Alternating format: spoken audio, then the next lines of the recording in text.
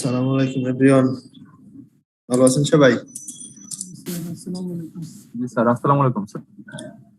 সালাম স্যার ভালো আছেন স্যার? জি, আলহামদুলিল্লাহ। আমাদের গত ক্লাসের অঙ্কগুলো নিয়ে কোনো সমস্যা আছে? গত ক্লাসটা নিয়ে এবিসি কস্টিং স্যার। হ্যাঁ, অ্যাক্টিভিটি বেস কস্টিং এসেছিলাম আমরা।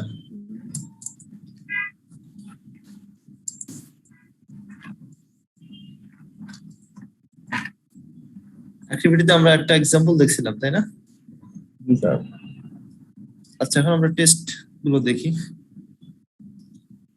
There are 5 tests. Test understanding গুলো আমরা দেখি এখন। Part 2।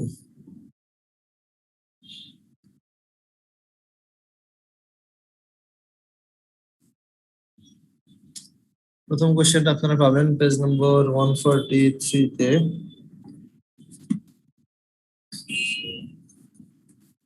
Page 143।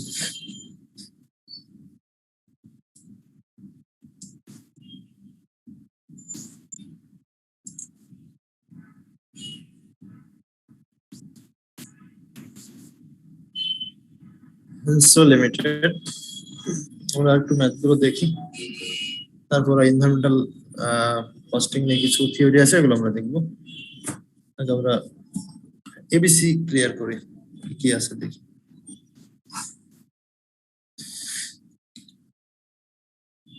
So Hansel Limited has a single production process for which the cost have been estimated. কিছু বললেন?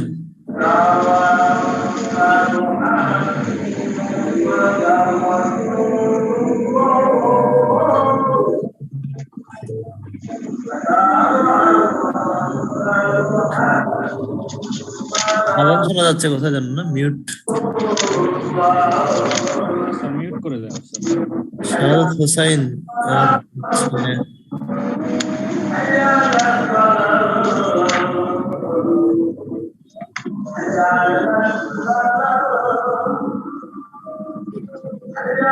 শাহাদাত হোসাইন শুনতে পাচ্ছেন? আপনি অল মিউট করে দেন তাহলেই হবে। আচ্ছা, অল মিউট অপশনটা তাহলে আমি সাদ্দাম ভাই, অল মিউট অপশনটা আমাকে কি করতে পোস্ট করে দিন।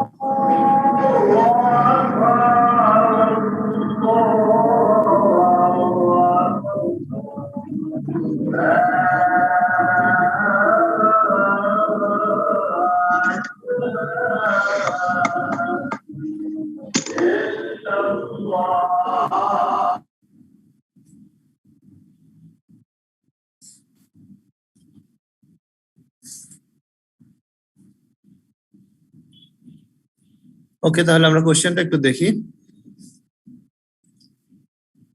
এখানে এদের তিনটা কস্ট বলছে ওভারহেডের ভিতরে। একটা হচ্ছে material receipt and inspection $15,600, power cost $19,500, material handling cost $13,650. Three products XYZ are produced by workers who perform a number of operations on material blanks using handheld electrically powered drills. The workers have a wages rate of $9 per hour. The labor rate হচ্ছে $9 per hour. আর overhead তো তিনটা দেওয়া আছে, আরো কিছু information দেওয়া আছে, বাজেটের ইনফরমেশন, যেমন production quantity for is product 2000, 1500 and 800, batch number of batches of material, এরপরে হচ্ছে ডাইরেক্ট ম্যাটেরিয়াল পার ডেটা পার প্রোডাকশন ইউনিট, প্রতি ইউনিটে কতটুকু লাগে। ম্যাটেরিয়াল লাগবে হচ্ছে 4 স্কয়ার মিটার, 6 স্কয়ার মিটার আর 3 স্কয়ার মিটার। ম্যাটেরিয়ালের ডলার মূল্য হচ্ছে 5, 3 আর 6। লেবার লাগে মিনিট দেওয়া আছে 24, 40, 60 আর number of power drill operations প্রতি ইউনিটে লাগে 632। Overhead cost for material receipt and inspections, process power and material handling are presently is absorbed by product units using rates per direct labor hour. অর্থাৎ traditional মেথডে তারা যেটা করে, তারা traditional মেথডে লেবার আওয়ার অনুসারে ওভারহেডটাকে অ্যাবজর্ব করে ফেলে। An activity-based costing investigation has revealed that the cost driver for the overhead cost are as follows. যদি এবিসি ইউজ করে তাহলে ম্যাটেরিয়াল প্রথম যে কস্টটা উপরে দেওয়া আছে ফার্স্ট আইটেমটা, material receipt and inspection cost 15,600, এটার কস্ট ড্রাইভার হবে হচ্ছে number of batch of material, ব্যাচের সংখ্যা। আর প্রসেস পাওয়ার হবে number of power drill operation, এই যে যেটা দেওয়া আছে লাস্টে 632। আর ম্যাটেরিয়াল হ্যান্ডলিং এর যে কস্টটা সেটাকে আমরা অ্যালোকেট করব, অথবা কস্ট ড্রাইভার হবে quantity of material square metres, যেটা দেওয়া আছে ডাইরেক্ট ডেটা পার প্রোডাকশন ফার্স্ট যেটা 463। এই হচ্ছে কস্ট ড্রাইভার আমাদের দেওয়া আছে। তো এই ইনফরমেশনটুকু বুঝতে কোনো সমস্যা আছে কারো?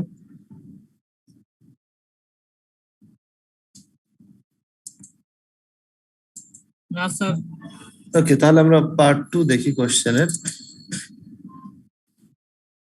You are required to prepare a summary which calculates the budgeted product cost per unit for each of the products XYZ. For each cost element using the existing method for the absorption of overhead cost and using an approach which recognizes the cost driver rebuilt in the activity based costing.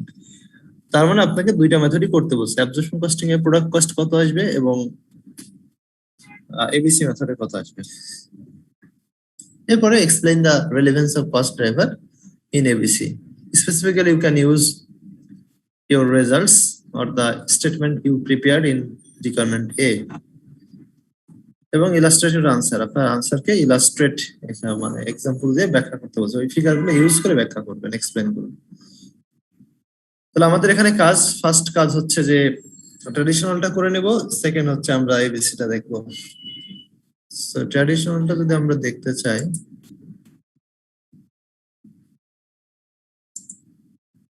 দরকার নেই আমাদের, এই হচ্ছে main question ছিল আমাদের। এর সমাধানটা আপনারা পাবেন হচ্ছে বইতে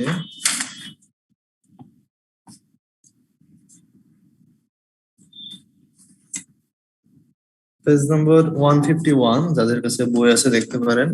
এটা খুবই সিম্পল, যেহেতু প্রথম পার্টটা নিয়ে কোনো ঝামেলা নাই। Test your understanding 1।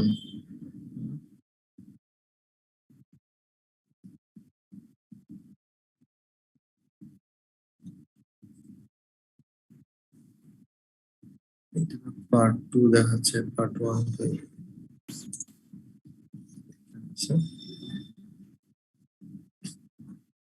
সো আমাদের কোশ্চেনে যেটা দেওয়া আছে দেখেন, টোটাল ওভারহেড কত আমরা বের করতে পারবো না? টোটাল ওভারহেড খুব সিম্পলি বের করতে পারবো, তাই না? টোটাল ওভারহেড আইটেম কয়টা ওভারহেড কস্টের? তিনটা। 15,600 plus 19,500 then 13,650। So total overhead cost হবে হচ্ছে কত? 48,750, 480,750। এই যে টোটাল ওভারহেড কস্ট। এখন এটাকে আমাদের ট্র্যাডিশনাল সিস্টেমে অ্যালোকেট করতে বলছে লেবার আওয়ার, এই যে দেখেন ডিরেক্ট লেবার আওয়ার অনুসারে। তো লেবার আওয়ার কত এটা আপনারা সিম্পলি বের করতে পারেন, খুবই সিম্পল। এটা ডিরেক্ট লেবার আওয়ার, এটা মিনিটে দেওয়া আছে, পার ইউনিট প্রতি ইউনিটে লাগে হচ্ছে 24 মিনিটস। তাহলে মোট কত ইউনিট তৈরি হয়েছে? X 2000 units. প্রতি ইউনিটে লেবার লাগে 24 মিনিট, টোটাল লাগে 48,000 মিনিট। এটা যদি আমরা ঘন্টায় নিয়ে আসি তাহলে 60 দিয়ে ভাগ করতে হবে, তাহলে 800 আওয়ার। এইভাবে আমরা তিনটা প্রোডাক্টে বের করে নেবো। দেখেন এই যে নিচে একবারে করে ফেলছে যারা, 2000 ইউনিটস, প্রতি ইউনিটে লাগে 24 মিনিট, তাহলে মোট 48,000 মিনিট লাগবে। এটাকে 60 দিয়ে ভাগ করছে, প্লাস সেকেন্ড, মানে সবগুলো আওয়ার একসাথে যোগ করে দিচ্ছে। আপনারা জানেন টোটাল লেবার না হলে তো আমরা একটা অ্যাবজর্পশন রেট পাবো না। সিমিলারলি সেকেন্ড প্রোডাক্টের ক্ষেত্রে লাগছে 40 মিনিট করে, 1,500 ইউনিট 40 মিনিট করে লাগলে এটাও 60,000, এটা 60,000 মিনিট লাগবে। এটাকে 60 দিয়ে ভাগ করলে 1000 আওয়ার হওয়ার কথা। একইভাবে জেডো 800 ইউনিটকে আমরা 60 মিনিট দিয়ে গুণ 60 মিনিট দিয়ে ভাগ, তাহলে 800 ঘন্টায় হয়। এই তিনটাকে যদি আমরা যোগ করি একসাথে তাহলে আমরা পেয়ে যাবো total labour hour. So total overhead কস্টকে টোটাল লেবার আওয়ার দিয়ে ভাগ করলে আমরা দেখতে পাচ্ছি যে এখানে আমরা বের করলাম কত জানো 800 প্লাস 800 1600 আর এখানে মনে হয় আমরা পাইছিলাম 1000 মোট 2600। ওকে, তাহলে $48,750 ওভারহেড লাগবে 2600 আওয়ার টু 2600 আওয়ার্স। তাহলে আমরা দেখতে পাচ্ছি যে per direct labour hour overhead cost লাগবে হচ্ছে 18.75 পার আওয়ার। এটা তো সবাই বোঝেন তাই না?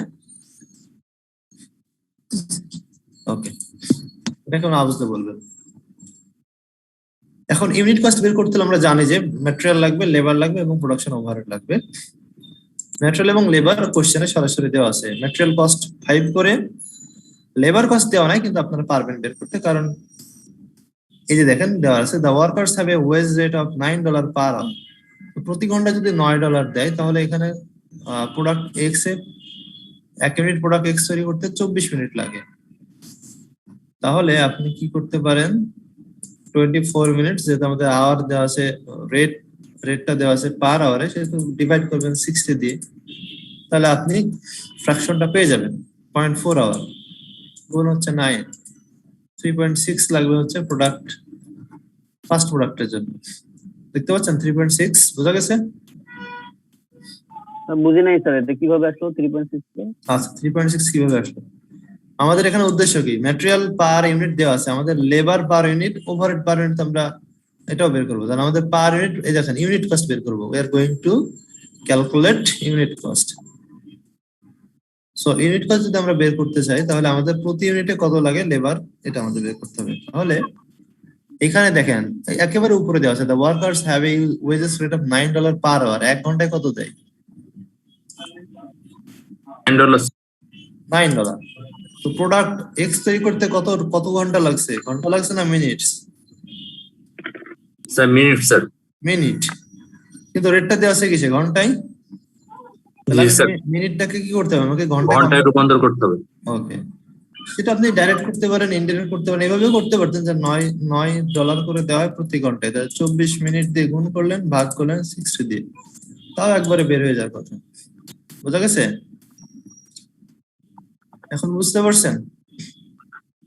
বললেন স্যার 9 দিয়ে আচ্ছা আরো সিম্পল করে দিই, 24 মিনিট সমান সমান কত ঘন্টা? 24 কে যদি আমরা ঘন্টায় কনভার্ট করতে চাই কত দিয়ে ভাগ করব? 60 দিয়ে। 60 দিয়ে। তাহলে কত ঘন্টা হচ্ছে? 0.4 স্যার। 24 মিনিটস মানে হচ্ছে 0.4 আওয়ার্স, তাই তো? জি স্যার। তাহলে প্রতি ঘন্টায় রেট কত লেবারের? 9 টাকা স্যার। $9। $9। তাহলে 24 মিনিটের জন্য কত আসছে? 3.6 স্যার। এবার ক্লিয়ার? জি স্যার, জি স্যার, ক্লিয়ার স্যার। 3 একইভাবে y এবং z ক্লিয়ার সবাই? ওকে, যেমন z যদি করেন বলেন তো একদম z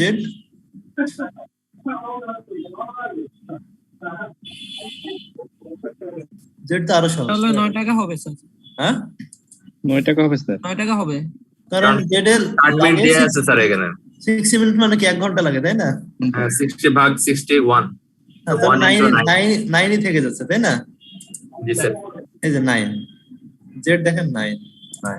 আবার ওয়াইটা স্যার 40/60 ইনটু হলো 9। Right, 40 minutes.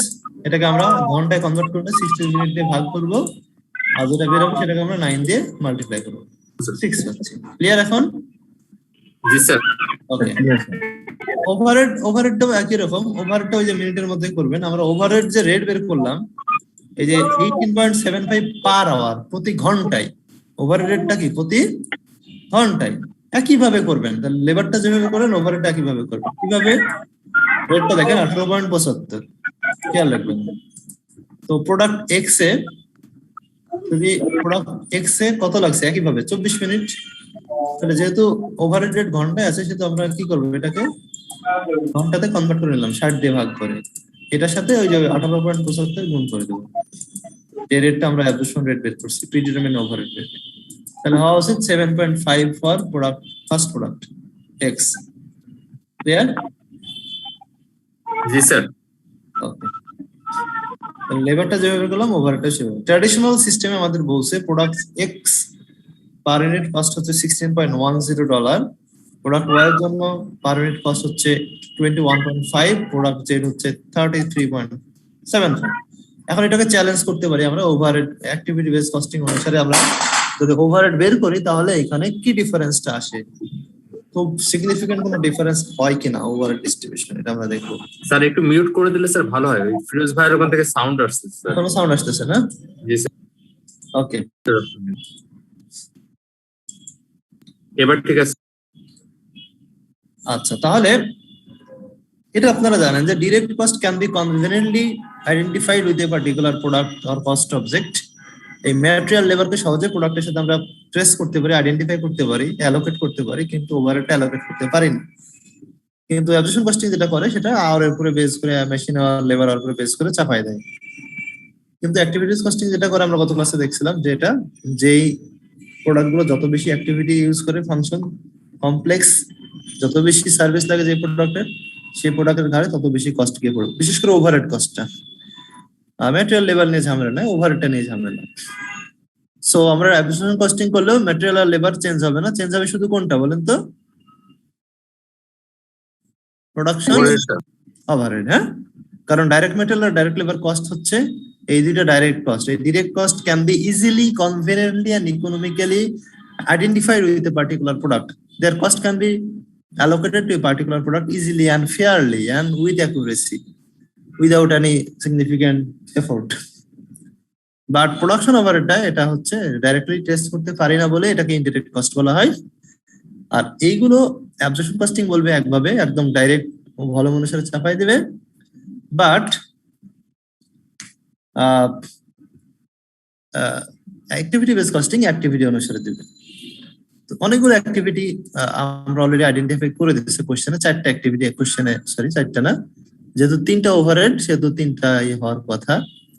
হ্যাঁ, 3টা বেজই আমাদের দিয়ে দিচ্ছে। এখন যেমন ম্যাটেরিয়াল রিসিপ্ট এন্ড ইন্সপেকশন, যদি ওভারহেডটা 3টা ক্যাটাগরিতে ভাগ করি তাহলে ম্যাটেরিয়াল রিসিপ্ট এবং ইন্সপেকশন এটা ব্যাচ অনুসারে বলছে, কারণ একটা ব্যাচ ধরে ধরে তারা ইন্সপেকশন করে। তারপর প্রসেস পাওয়ার, প্রসেস পাওয়ার, একটা মেশিন যে পাওয়ার ইউজ করবে সেটা কি কোনোদিন লেবারের উপর ডিপেন্ড করতে পারে?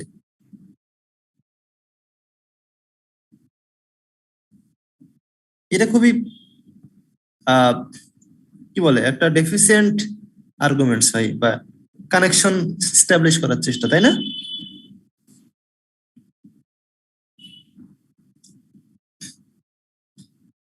শোনা যাচ্ছে আমার কথা?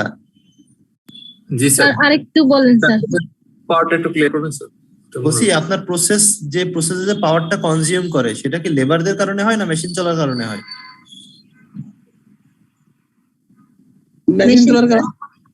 হ্যাঁ, তাহলে লেবার আওয়ারের উপরে বেস করে যে ট্র্যাডিশনাল সিস্টেম এটাকে চাপাই দিছে, এটা কি ঠিক করছে? এইখানেই ডেফিসিয়েন্সি বা ইনএফিসিয়েন্সিটা। না স্যার, ঠিক করেনি স্যার। এই কাজটা ঠিক হয় না, রাইট?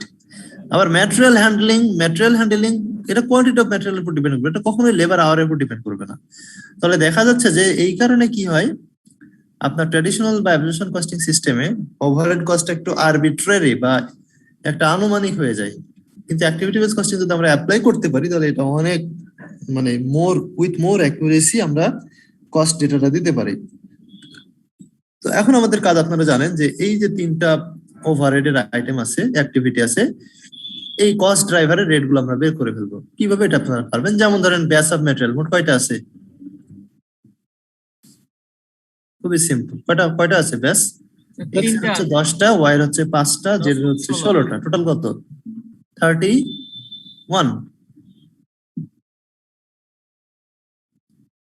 হয় না 3টা যোগ করলে? জি স্যার। 31। তো ব্যাচ অনুসারে কোনটা হবে বলেছে? প্রথমটা, material receipt and inspection, number of batch অনুসারে। তাহলে যদি 15,600 এখানে থাকে, সো 15,600 আমরা কি করব? 15,600 ডিভাইডেড বাই 31, তাহলে আমরা কি পেয়ে যাব? প্রত্যেকটা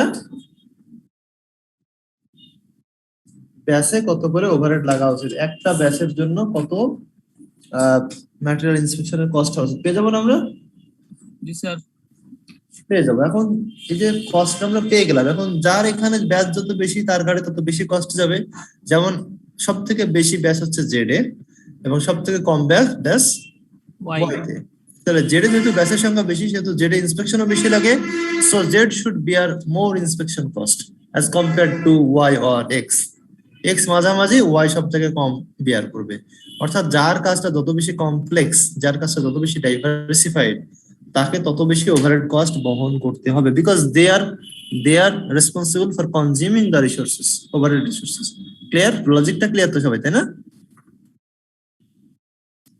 ক্লিয়ার? জি স্যার ওকে, এখন আমরা পার্ট 1 তো হয়ে গেছে, পার্ট 2 টা আমরা দেখি, মানে অ্যাক্টিভিটি বেস কস্টিং এ কিভাবে আমাদের কস্ট ড্রাইভার রেট গুলো বের করবো আমরা। এই যে পার্টটা আমি দেখাই ফেললাম যে আমাদের মেশিন ম্যাটেরিয়াল ইন্সপেকশনের কস্ট টোটাল কোশ্চেনে দেওয়া আছে 15,600। এরা আমাদের নিচে বলে দিয়েছে নাম্বার অফ ব্যাচ অনুসারে করতে হবে, এটা কস্ট ড্রাইভার। আমরা দেখলাম টোটাল ড্রাইভার 10 + 5 + 16, সো পার ব্যাচ এটা হচ্ছে 503 করে। ক্লিয়ার এটা না? জি স্যার ক্লিয়ার ওকে, পরেরটায় যাচ্ছি। Next cost driver. Next activity হচ্ছে পাওয়ার কস্ট। পাওয়ার কস্ট মোট লাগছে হচ্ছে $19,500। এখন এটা কি অনুসারে ভাগ করতে বলছে? Number of power drill operation, X Y Z এর টোটাল যে number of power drill operation সেটা দিয়ে। এখানে দেখেন ডেটা পার প্রোডাক্ট ইউনিট, প্রতি প্রোডাক্ট ইউনিটে number of power drill operation. X এর প্রতি ইউনিটে কয়টা করে লাগে? 6টা স্যার। 6টা। তার কোয়ান্টিটি কত টোটাল? 2000 তাহলে এক ইউনিটে যদি 6টা লাগে তাহলে 2000 ইউনিটে কত লাগবে? 12000 12,000। আবার ওয়াই দেখেন এক ইউনিটে লাগে হচ্ছে 3 আর টোটাল ইউনিট হচ্ছে তার 1500, তাহলে 4,500, রাইট। আর এর হচ্ছে 800 ইউনিট প্রোডাকশন আর নাম্বার অফ পাওয়ার 1600, রাইট। তাহলে এই টোটালটা যদি আমরা নিচে রাখি তাহলে টোটাল কস্টটাকে যদি আমরা পাওয়ার কস্টটাকে ভাগ দিই total number of power drill operation দিই, তো আমরা প্রতি পাওয়ার ড্রিল অপারেশনের রেটটা পেয়ে যাব, যেটা এরা করে রাখছে। দেখেন এই যে দেখেন প্রসেস পাওয়ার কস্ট 19,500 আর এটাকে আমরা ভাগ দিচ্ছি দিয়ে এই যে দেখেন প্রোডাক্ট এক্স এর জন্য 2000 multiplied by 6 plus product Y এর জন্য 1500 multiplied by 3 and product Z এর জন্য হচ্ছে 800 মাল্টিপ্লাইড বাই 2। দেখ সবাই ক্লিয়ার? জি স্যার। তাহলে আমরা পাচ্ছি পার পাওয়ার ড্রিল অপারেশনে এদের কস্ট হচ্ছে $1.07। এখানে ফ্র্যাকশন বেশি হলে আপনি দশমিকের পরে মানে 4 ডেসিমাল প্লেসেস 3 ডেসিমাল প্লেসেস রাখতে পারেন, কোনো কিছু না বললে 3টা 4টা রাখতে পারেন, কোনো কিছু স্পেসিফাই করলে সেটা করতে পারেন। একইভাবে in the same way বা in the identical fashion you can calculate material handling cost driver rate। যেহেতু এখানে আমাদের বলা আছে ম্যাটেরিয়াল হ্যান্ডলিং এর number of quantity of material দিয়ে করতে হবে, কোয়ান্টিটি অফ ম্যাটেরিয়াল অর্থাৎ স্কয়ার মিটার দিয়ে। তো আমাদের এখানে দেওয়া আছে স্কয়ার মিটার হচ্ছে লাগে পার মিনিট লাগে 463। একইভাবে করব, তাহলে যদি 1 ইউনিটে 4 লাগে তাহলে 2000 ইউনিটে লাগবে হচ্ছে 8000, 1 ইউনিটে লাগবে 6, 1500 ইউনিটে লাগবে 9000, 8 9 17, আর এখানে 3 করে লাগে, এখানে লাগবে হচ্ছে 3 8 24, 17 17,000 19400 আর 2400 কত লাগলো? 19,400 না? জি। তাহলে কস্ট কত দেওয়া আছে কোশ্চেনে? ম্যাটেরিয়াল হ্যান্ডলিং কস্ট কত আছে? 13,650 ডিভাইডেড বাই 19,400। তাহলে প্রতি পার স্কয়ার মিটার যে ম্যাটেরিয়াল হ্যান্ডলিং করতে 0.07036, অর্থাৎ এটাকে তারা কেমন কত ধরছে? এটা 4টা ধরছে, এটা 5টা বার আছে ডেসিমাল, 5 ডেসিমাল প্লেসেস আছে। এটা 5টা 4টা 3টা, এটা ইনস্ট্রাকশন থাকলে রাখতে পারেন, নাহলে আপনার ইচ্ছা মতো রাখতে পারেন। সাধারণত 4টা রাখলে ভেরি ক্লোজ রেজাল্ট আসে। এটা মিলানোর জন্য একটু বেশি করে রাখছে, নাহলে টোটাল কস্টটা মিলাইতে পারবে না, বুঝছেন? এইটা কেন রাখছে? না রাখলে এই যে 3 জনকে যখন অ্যালোকেট করবেন কস্টটা, তখন এই 13,650 থেকে $2.10 কম হয়ে যাবে, তখন আপনার মাথা গরম হয়ে যাবে যে কি ব্যাপার মিললো না কেন, তাই না? বুঝা গেছে? এই জন্য একটু ডেসিমাল প্লেসেস বেশি রাখছে। তাহলে কস্ট ড্রাইভার রেট আপনারা ক্লিয়ার, তাই না? জি স্যার। 3টা কস্ট ড্রাইভার, 3টা অ্যাক্টিভিটি আমাদেরকে 3টা রেট আমরা পেয়ে গেলাম। এখন আমরা ইজিলি পারবো। তাহলে স্যার হ্যাঁ বলেন। ইয়া ক্যালকুলেটরে যতগুলো ডিজিট আসবে সবগুলো যদি তুলে দেই, না, এটা নিয়ম কি আমি বলি একটা, এটা এটা আপনি নিজে টেস্ট করতে পারেন। 4টা দশমিকের পরে যদি আপনি 4টা ঘর রাখেন, অর্থাৎ 4 ডেসিমাল প্লেসেস রাখেন, তাহলে দেখবেন টোটালে যে রেজাল্ট আসবে সেম রেজাল্ট আসবে, একদম ভেরি ক্লোজ রেজাল্ট আসবে। জি মানে লাখে 1 টাকা 2 টাকা ডিফারেন্স হতে পারে। 4টা ডিজিট রাখবেন। এখন 10টা 15টা ডিজিট রাখা এটা বোকামি, এটা মনে করেন একটু অ্যাবসার্ড বা এটা একটু অড লুকিং। হ্যাঁ, আচ্ছা স্যার লিখতেও তো অনেক সময় দরকার হবে। সময় দরকার। রাখলে কেউ কিছু বলবে না, আপনার নাম্বার উপর ওটা দেবে, বাট ভাববে যে কি ব্যাপার, মানে একটু বোকামে বোকামে মনে করবে। আপনি যদিও এটা ভালো ভালো উদ্দেশ্যে করছেন, কিন্তু উদ্দেশ্য খারাপ মনে করবে। বোঝা গেছে? জি স্যার। রাখতে পারেন, সমস্যা নেই। রাখলে আরো বেশি অ্যাকুরেট রেজাল্ট আসবে। এখন দেখেন, এই ম্যাটেরিয়াল আর লেবার আমরা বললাম, এই ম্যাটেরিয়াল লেবার ডিরেক্ট কস্ট, এটা কোনো এবিসি তে বলেন, অ্যাবজর্পশন বলেন, ভেরিয়েবল বলেন, কারোর সাথে এর কোনো কানেকশন নাই, এটা সবসময় যা তাই হবে, তাই না? ম্যাটেরিয়াল এবং labour cost does not depend on the methods of overhead allocation. So 5 এ ম্যাটেরিয়াল আর লেবার, এটা আগে যা ছিল তাই থাকবে, আমরা আগে যেটা দেখছিলাম। মানে অ্যাবজর্পশনে যেটা করছিলেন সেটা উঠাই দিতে পারবেন, কারণ ম্যাটেরিয়াল লেবারের সম্পর্ক ওভারহেড অ্যালোকেশনের সাথে নাই। ক্লিয়ার সবাই? জি ম্যাটেরিয়াল যা ছিল সব মেথডে কি হবে, ম্যাটেরিয়াল আর লেবারে কোনো ডিফারেন্স আসবে না। ওকে, তাহলে 5 3.6 3 6 6 9 দেখেন দেওয়া আছে 5 3.6 3 6 6 9। আমাদের এই কাজটা করতে হবে এখানে, অর্থাৎ এই 3টা অ্যাক্টিভিটি অনুসারে আমাদের প্রোডাকশন ওভারহেড এবিসি তে ভাগ করতে হবে অ্যাক্টিভিটি অনুসারে, যেটা আমরা ট্র্যাডিশনাল কস্টিং বা অ্যাবজর্পশন কস্টিং এ চাপাই দিয়েছিলাম ওই যে লেবার আওয়ার অনুসারে। এখানে 3টা অ্যাক্টিভিটি অনুসারে আমরা ভাগ করব। কিভাবে করব এটা আপনারা পারবেন, খুবই সিম্পল। এটা ওয়ার্কিংস 1 দেখতে পারেন, নাও দেখতে পারেন। আমাদের প্রথম কস্ট ড্রাইভারটার রেটটা দেখেন কত আসছিল, প্রত্যেক ব্যাচে কত করে আসে কস্ট? 503। 503। এখন বলেন প্রথম প্রোডাক্টে কয়টা ব্যাচ আছে? 10টা। আপনারা যদি একটু সিনসিয়ারলি করেন, আমি বললেন না পরীক্ষা যেটা ছিল অনেক কঠিন, কঠিন আসলে ঠিক আছে, একটু কমপ্লেক্স করে দেয় হয়তো বা, বাট সিনসিয়ারলি করলে আপনি এটাকে জটটা খুলে ফেলবেন আস্তে আস্তে। আপনার আলটিমেট গোল কি আপনি খেয়াল রাখবেন, কি বের করতে যাচ্ছেন আমরা এখানে, কি বের করবো বলেন তো? এই যে দেখেন আলটিমেট গোল কি আমার, কস্ট পার ইউনিট। এটা আমাকে মাথায় রাখতে হবে, আমার জন্য কস্ট পার ইউনিট যেভাবে হোক আমি এখানে পৌঁছাই। হ্যাঁ, তাহলে আমার ডিফিকাল্ট হবে, cost per unit. So cost per unit যদি আমি বের করতে চাই, তাহলে আমার 503 করে লাগে প্রতি ব্যাচে। তাহলে আমার প্রোডাক্ট এক্স এ কয়টা ব্যাচ আছে? 10টা। 10টা। তাহলে 503.23, আচ্ছা 503.23 মাল্টিপ্লাইড বাই 10, 10টা ব্যাচ আছে টোটাল। তাহলে এই কস্টটা এর ঘাড়ে আসবে, 5000। প্রোডাক্ট এক্স এর ঘাড়ে আসবে 5032.3। এখন আমাদের কি করতে হবে, পার ইউনিট বের করতে বলছে। তাহলে পার ইউনিট আমাদের ইউনিট দিয়ে ভাগ করতে হবে। ইউনিট কত আছে এখানে? 2000। 2000, রাইট। এইভাবে আপনি সিম্পলি চিন্তা করবেন, তাহলে যতই কঠিন থাকবে অঙ্ক আপনি আস্তে আস্তে। 516। তাহলে প্রতি ইউনিট এটা হওয়ার কথা 2.51615। আপনি 2 ডেসিমাল প্লেস সাইডে রাখতে পারেন, যেহেতু ফাইনাল অবস্থায় পৌঁছে গেছেন 2.52 রাখতে পারেন। হ্যাঁ, কারণ কি পয়সার পরে তার ভাঙা যায় না, তাই না? 10 টাকা 20 পয়সা, আমাদের দেশে তো পয়সা যেমন 2 টাকা 5 টাকারই দাম নাই। তো সেন্ট এখনো, যেহেতু ডলার সেহেতু সেন্টের দাম আছে, সেহেতু 2 সেন্টের পরে আর দাম নাই, যেহেতু এটা ফাইনাল আউটপুট, ফাইনাল রেজাল্ট বের হচ্ছে। আপনি মাল্টিপ্লাই, এটা দিয়ে মাল্টিপ্লাই করবেন। তো মাল্টিপ্লাই করার আগে যেটা, সেটা হচ্ছে ওই মাল্টিপ্লায়ার গুলোকে আপনি দশমিকের পরে 5-6টা ঘর রাখবেন বা 4টা ঘর রাখবেন। কেন? কারণ ওইটা দিয়ে গুণ করলে আপনি যত বড় জিনিসকে মাল্টিপ্লাই করবেন তত রেজাল্ট ডিফার করবে। কিন্তু যখন মাল্টিপ্লাই করার পরে যে রেজাল্টটা আসে সেটা কিন্তু আপনি সহজেই 2টা ঘর রাখতে পারেন দশমিকের পরে, এবং বড় ফিগার হলে সহজে এটাকে রাউন্ড করে নিতে পারবেন। এটা একটা নরমাল টেকনিক। সো যেহেতু 5.1615 হয়েছে, আমরা 1টাকে, যেহেতু এখানে 6 আছে, 5 এর বা তার বেশি 2.52 লিখতে পারবো, যেহেতু সেন্ট 2.5% দেখাই যাবে, সমস্যা। এটা এখানে করে দেওয়া আছে, দেখেন যে 503 হচ্ছে পার ব্যাচ, 10টা ব্যাচ আছে মোট, 2000 ইউনিট দেওয়া। ক্লিয়ার? এটা সবাই বুঝবেন, বুঝছেন না? ম্যাটেরিয়াল রিসিপ্টটা বুঝছেন সবাই কিভাবে হলো এটা? জি জি জি স্যার। ওকে, এইভাবে এক্সট্রা যখন পারছি তখন ওয়াইও পারবো একইভাবে। ওয়াই 503 এর 5টা ব্যাচ টোটাল ইউনিট দিয়ে ভাগ করবো, 503 16টা ব্যাচ 800 ইউনিট দিয়ে ভাগ করবো। এখন আসেন প্রসেস পাওয়ার আমরা কি করব, এটাও ডিফিকাল্ট হওয়ার কথা না। এটা তো প্রতি ইউনিটে দেওয়া আছে, ঝামেলা নাই এখানে। প্রতি ইউনিটে কত লাগে, কত ঘন্টা লাগে, নাম্বার কয়টা লাগে, 6টা, 6, তাই না? পার ইউনিটে দেওয়া আছে 6। তাহলে আমরা রেটটা দিয়ে গুণ করলে পেয়ে যাচ্ছি। আমাদের রেট কত যেন বের করছিলাম আমরা,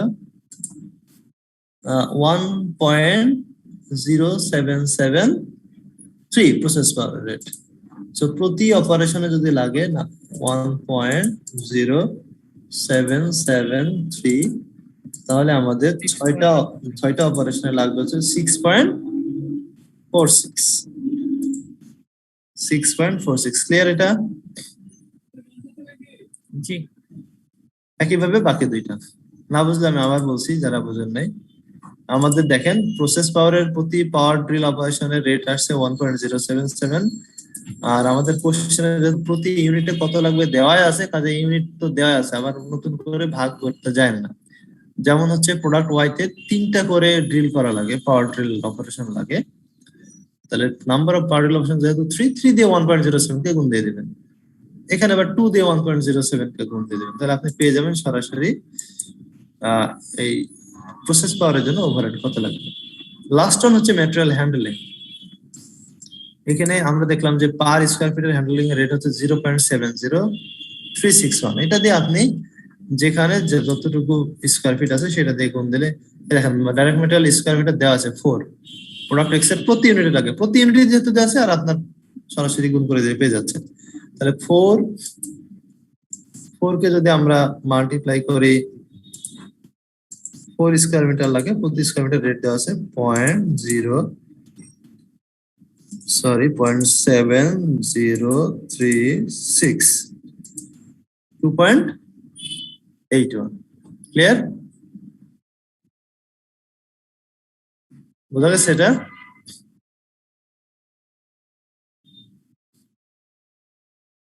টু পয়েন্ট এইট ওয়ান কি বুঝতে পারছেন? জি স্যার। ওকে,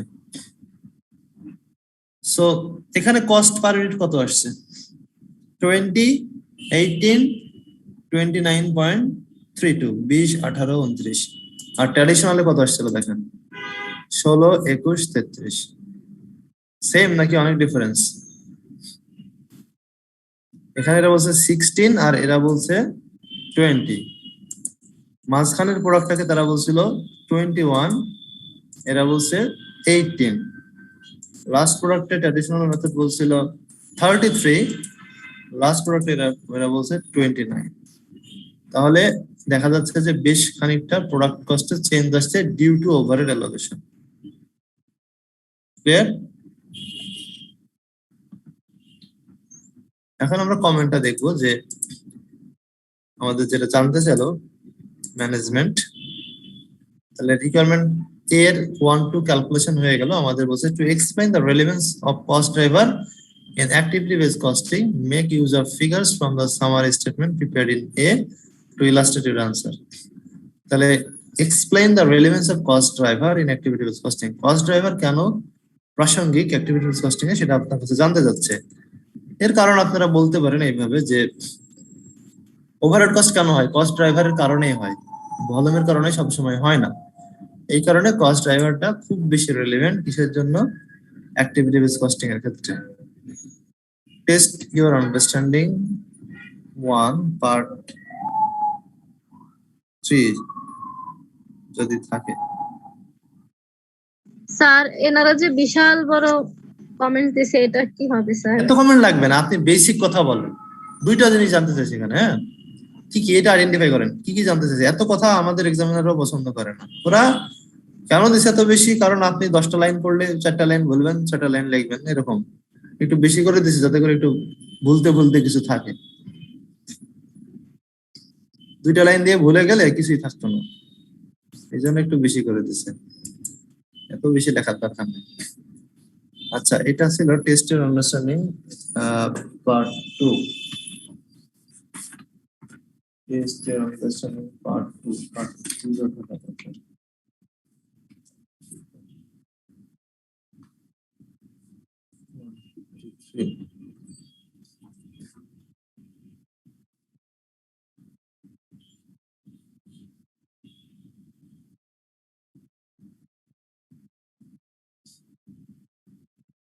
আচ্ছা, আপনাদের বলছে ইলাস্ট্রেট ইউর আনসার, আপনার আনসারটা আপনি ব্যাখ্যা করেন। এটার পেজ নম্বর হচ্ছে 153 নম্বর পেজ, এটা কি আছে এখানে? নাহলে আমি দেখাচ্ছি শেয়ার করে।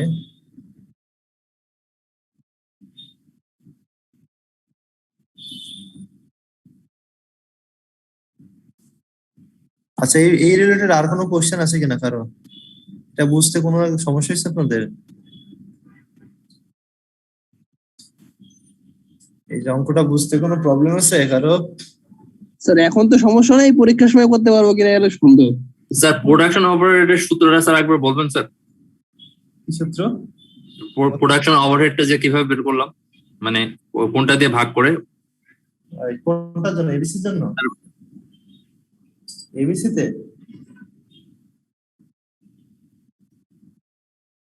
আপনি এবিসি ম্যাথের কথা বলছেন, তাই তো?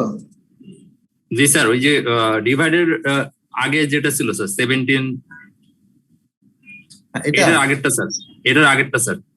এটা তো ট্র্যাডিশনাল, এটা তো জি স্যার, ট্র্যাডিশনাল। এই যে 7.50 টা স্যার, হ্যাঁ হ্যাঁ, এটা এটা ওই, জি স্যার। একটু দেরিতে জয়েন করছেন নাকি? না স্যার, ওটা মিস করে ফেলেছি, মানে ওটা মানে ওই সময় ইয়েটা ঠিক করতে পারিনি। ওকে, ঠিক আছে, আমি বলে দিচ্ছি। এটা হচ্ছে জাস্ট মিনিটে কনভার্ট। এখানে দেখেন ওভারহেড প্রতি ঘন্টায় কত, এটা তো বুঝছেন 18.75, এটা বুঝছেন? হ্যাঁ জি স্যার, বুঝছি। এটা বুঝলে ওটাও বুঝবে। আচ্ছা 18.75 যদি প্রতি ঘন্টায় লাগে, আমাদের কোশ্চেনে দেওয়া আছে দেখেন এখানে প্রোডাক্ট এক্স তৈরি করতে কত মিনিট লাগে? Sir 24 minute. 24 মিনিট, কিন্তু আমাদের মিনিটে কি রেটটা দেওয়া আছে? না না স্যার, এটা স্যার বুঝছি, এইটাই ভাবে স্যার ওভারহেড গুলো বের হবে, মানে এটা বুঝছি স্যার। মিনিটটা যে কিভাবে 24/60 দিয়ে ভাগ করে তারপরে তো স্যার করলেন। হ্যাঁ হ্যাঁ, কেন করলাম তাই তো? জি স্যার, মানে এইটা কি ওই সেম প্রসেস যেটা ওই করলেন স্যার, ওইটাই ওইভাবে স্যার 7.50টা বের হয়েছে। হ্যাঁ, সেম প্রসেস। মানে আমার 24 মিনিটকে আমি আগে ঘন্টা করে নিছি, যেহেতু রেটটা ঘন্টায় দেওয়া আছে। জি স্যার, 24 কে আমি 60 মিনিট দিয়ে ভাগ করে নিছি। হ্যাঁ, জি। যেটা বেরোছে তাকে আমি ওই যে 9 দিয়ে গুণ 18. করছিলাম স্যার। হ্যাঁ, ওটা তো আপনি লেবারের সময় করছিলেন 9 দিয়ে গুণ। এখন ওভার রেট যেহেতু 18.75, সেহেতু 18.75 ওভার রেট দিয়ে গুণ করলাম। ঠিক আছে? আচ্ছা, আরেকভাবে বোঝাই, আপনি এভাবে বুঝতেছেন না, বুঝছি। আরেকভাবে বোঝাই, হ্যাঁ, আরেকভাবে বোঝাই। সেটা হচ্ছে একটা ডিফারেন্ট অ্যাপ্রোচ। সেটা হচ্ছে আপনার এখানে প্রতি মিনিটে, সরি, আপনার কত মিনিট লাগে প্রোডাক্ট এক্স এর জন্য? 1 ইউনিট প্রোডাক্ট এক্স এ কত মিনিট লাগে? Sir 24 minute. 24 মিনিট। তাহলে আমি যদি ওভারহেড পার মিনিট জানি, তাহলে আমার জন্য সুবিধা হয়, তাই না? জি স্যার। তাহলে আমাদের ওভারহেড রেট বের হয়েছে কত? ঘন্টায় কত বাড়াইছে? স্যার 18.75।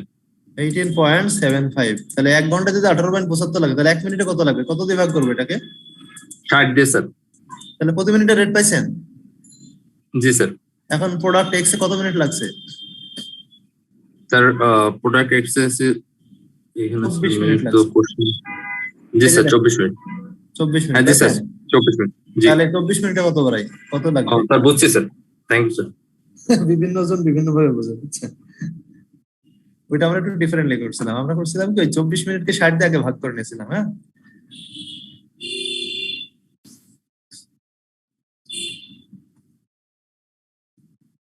আচ্ছা, এখন দেখেন আমরা ওই যে এক্সপ্লেনেশনটা আমরা দেখাই। উনি বললে এত কিছু লেখছে, আমাদের দুইটা কথা জাস্ট বলতে হবে। একটা হচ্ছে যে why cost driver is relevant, and just you have to use your figures or your answers, মানে ট্র্যাডিশনাল এবং অ্যাবজর্পশনে যে ট্র্যাডিশনাল এবং হচ্ছে এবিসি তে যে আমরা ফিগার গুলো বের করলাম, সেটা দিয়ে আপনাকে বোঝাতে বলছে যে কেন হচ্ছে এটা ডিফার করলো, কারণটা কি, এটাকে আপনি কিভাবে এক্সপ্লেন করবেন। তাহলে কস্ট ড্রাইভার কেন ইম্পর্টেন্ট, এটা আমরা এর আগেও পড়ছি, এখনো বললাম যে কস্ট ড্রাইভার এই জন্য ইম্পর্টেন্ট যে cost driver is the factor that is responsible to consume overhead resources.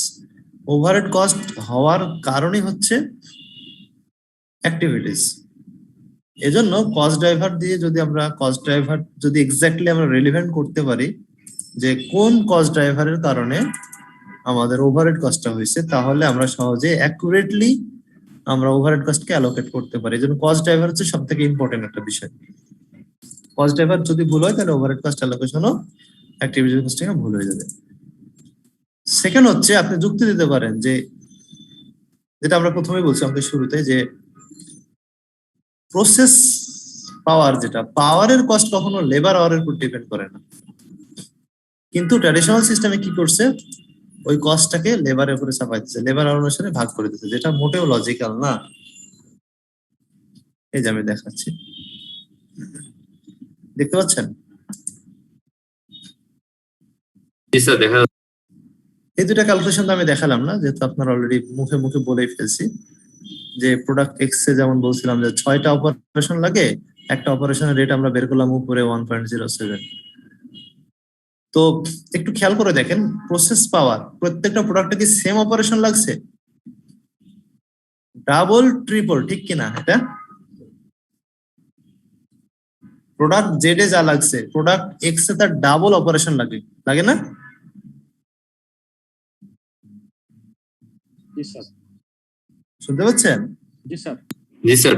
Product Y তে যা লাগে, প্রোডাক্ট এক্স এ তার ডাবল লাগে, প্রোডাক্ট জেড এ যা লাগে, প্রোডাক্ট এক্স এ তার 3 গুণ লাগে, ট্রিপল টাইমস বা 3 টাইমস। তাহলে এটা হচ্ছে বাস্তবতা, প্রোডাক্ট এক্স এ অনেক বেশি পাওয়ারের প্রয়োজন হয়, যেখানে প্রোডাক্ট জেড এ তার 3 ভাগের 1 ভাগ লাগে। কিন্তু আপনি যদি ইউনিটের দিকে তাকান, ইউনিটের দিকে তাকান, আপনি এখন কিভাবে চাপাই দিলেন, বা আওয়ারের দিকে যদি তাকান, আমরা কিন্তু ভলিউম দেখেন, ওয়াই তে 1500, এক্স এ 2000, ডাবল কিন্তু না। ভলিউম যেহেতু ডাবল না, সেহেতু আপনি ডাবল, যখন আপনি ভলিউম অনুসারে ওভারহেড অ্যালোকেশন করবেন তখন কিন্তু ডাবল রেট চলে যাবে। মানে একজনের ঘরে পড়বে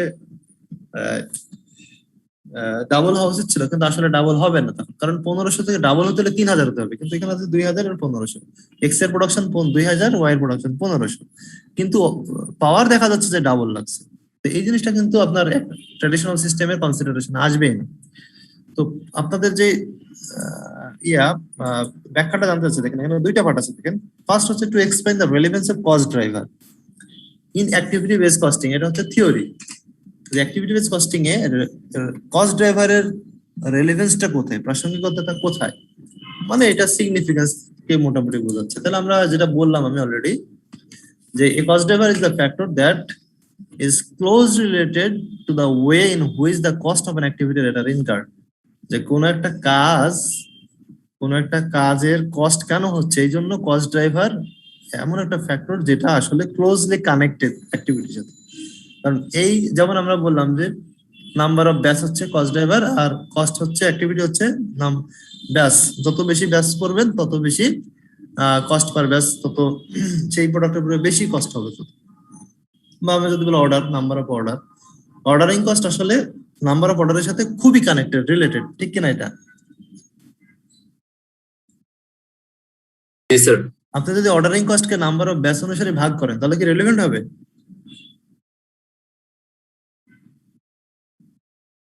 অর্ডারিং কস্টকে আপনাকে কি করতে হবে, নাম্বার অফ অর্ডার অনুসারেই ভাগ করতে হবে, কারণ এটার সাথে তার কানেকশনটা বেশি। কিন্তু অর্ডারিং কস্টকে তো আপনি ব্যাচ নাম্বার অনুসারে ভাগ করতে পারবেন না, পারবেন কি? ব্যস্ত স্যার প্রোডাকশনের সাথে। রাইট, এটাই বলতে চাচ্ছে যে কস্ট ড্রাইভার এমন একটা জিনিস যেটা অ্যাক্টিভিটির সাথে খুবই কানেক্টেড। আর এই কারণে কি হবে, এই অ্যালোকেশনটা খুবই ফেয়ার হবে যদি আপনি এক্স্যাক্টলি রেলিভেন্ট একটা কস্ট ড্রাইভার আপনি আইডেন্টিফাই করতে পারেন, রিকগনাইজ করতে পারেন। It could be said to cause the cost. এই কস্ট ড্রাইভার এমন একটা জিনিস যেটা কস্টকে ঘটায়, অর্থাৎ কস্ট তার কারণেই হয়, কস্টকে ইনকার করতে বাধ্য করে। আর আরেকটা জিনিস বলছে, এবিসি তে কিন্তু আমরা 6টা ড্রাইভারে কি বলে 6টা বেজে ওভারহেড অ্যাবজর্পশন রেট আমরা রেস্ট্রিক্ট করে দিই না। 6টা বলতে আপনারা জানেন 6টা মনে আছে আপনাদের, যে material production unit, labour hour, তারপর হচ্ছে machine hour, material cost, labour cost, তাই না? এইগুলোকে নর্মাল বেজ, আমরা ট্র্যাডিশনাল বেজ বলি। কিন্তু এবিসি তে কি করে 6টা না, আপনার যদি 10টা অ্যাক্টিভিটি এবং 10টা কস্ট ড্রাইভার থাকে আপনি 10টাই করেন। অর্থাৎ this cost driver, number of cost driver is not limited to 6. It can be less than 6, it can be more than 6, but it must be relevant to the activity. Clear এটা? আমার কথা কি clear? না sir, আরেকবার বলেন।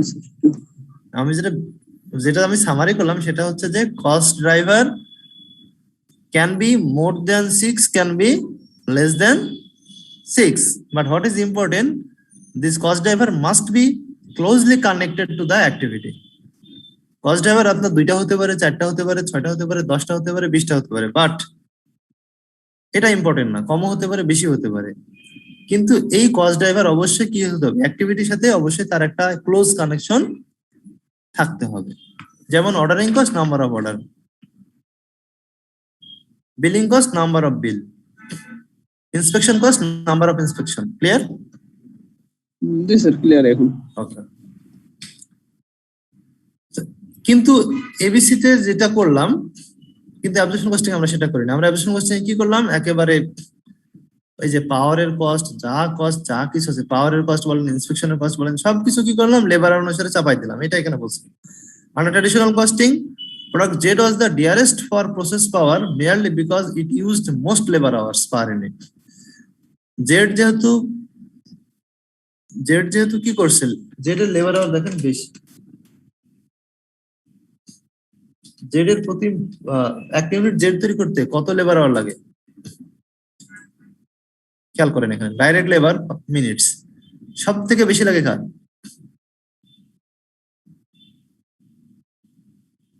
Direct labour মিনিটসে জেডে লাগে 60 minute. তাহলে কি হবে, পাওয়ার কস্টটা যদি আপনি লেবার অনুসারে ভাগ করেন, লেবার মিনিট অনুসারে, তাহলে সব থেকে বেশি কার ঘাড়ে পড়বে? স্যার প্রোডাক্ট জেডের পড়ে। জেডের ঘাড়ে পড়বে। অথচ অ্যাক্টিভিটি আমাদের দেখাচ্ছে যে অ্যাক্টিভিটি রেট যদি আমরা দেখি, দেখেন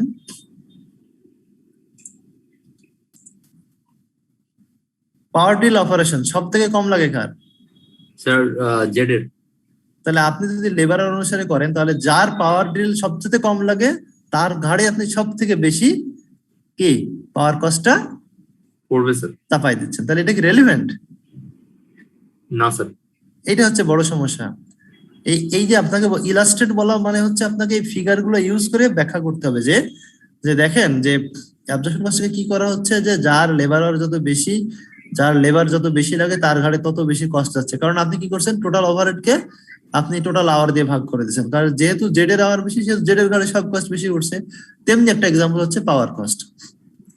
তো পাওয়ার কস্টটা লেবার অনুসারে ভাগ করলে জেড এর ঘাড়ে সবচেয়ে বেশি পড়ে। অথচ number of power drill operation থেকে আমরা বুঝি যে জেড এরই সব থেকে কম পাওয়ার ডিল লাগে।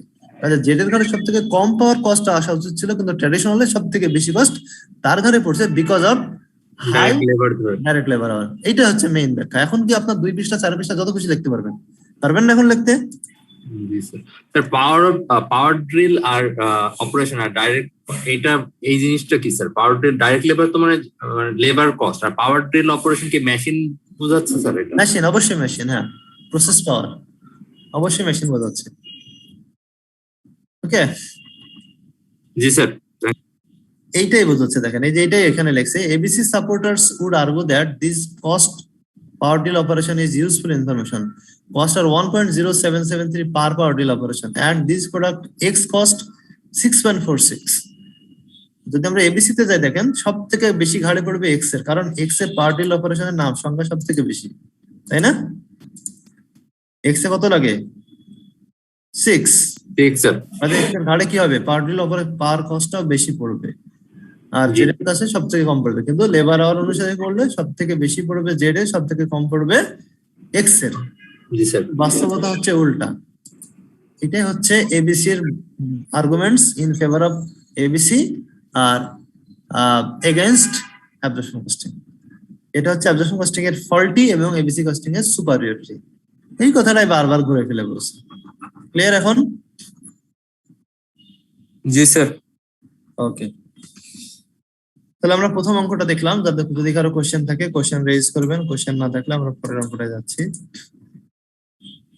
আপনারা বাসায় দেখলে আরো ভালো হতো, যেহেতু আপনারা দেখেন নাই সেটা আমাকে একটা একটা ধরে করতে হবে।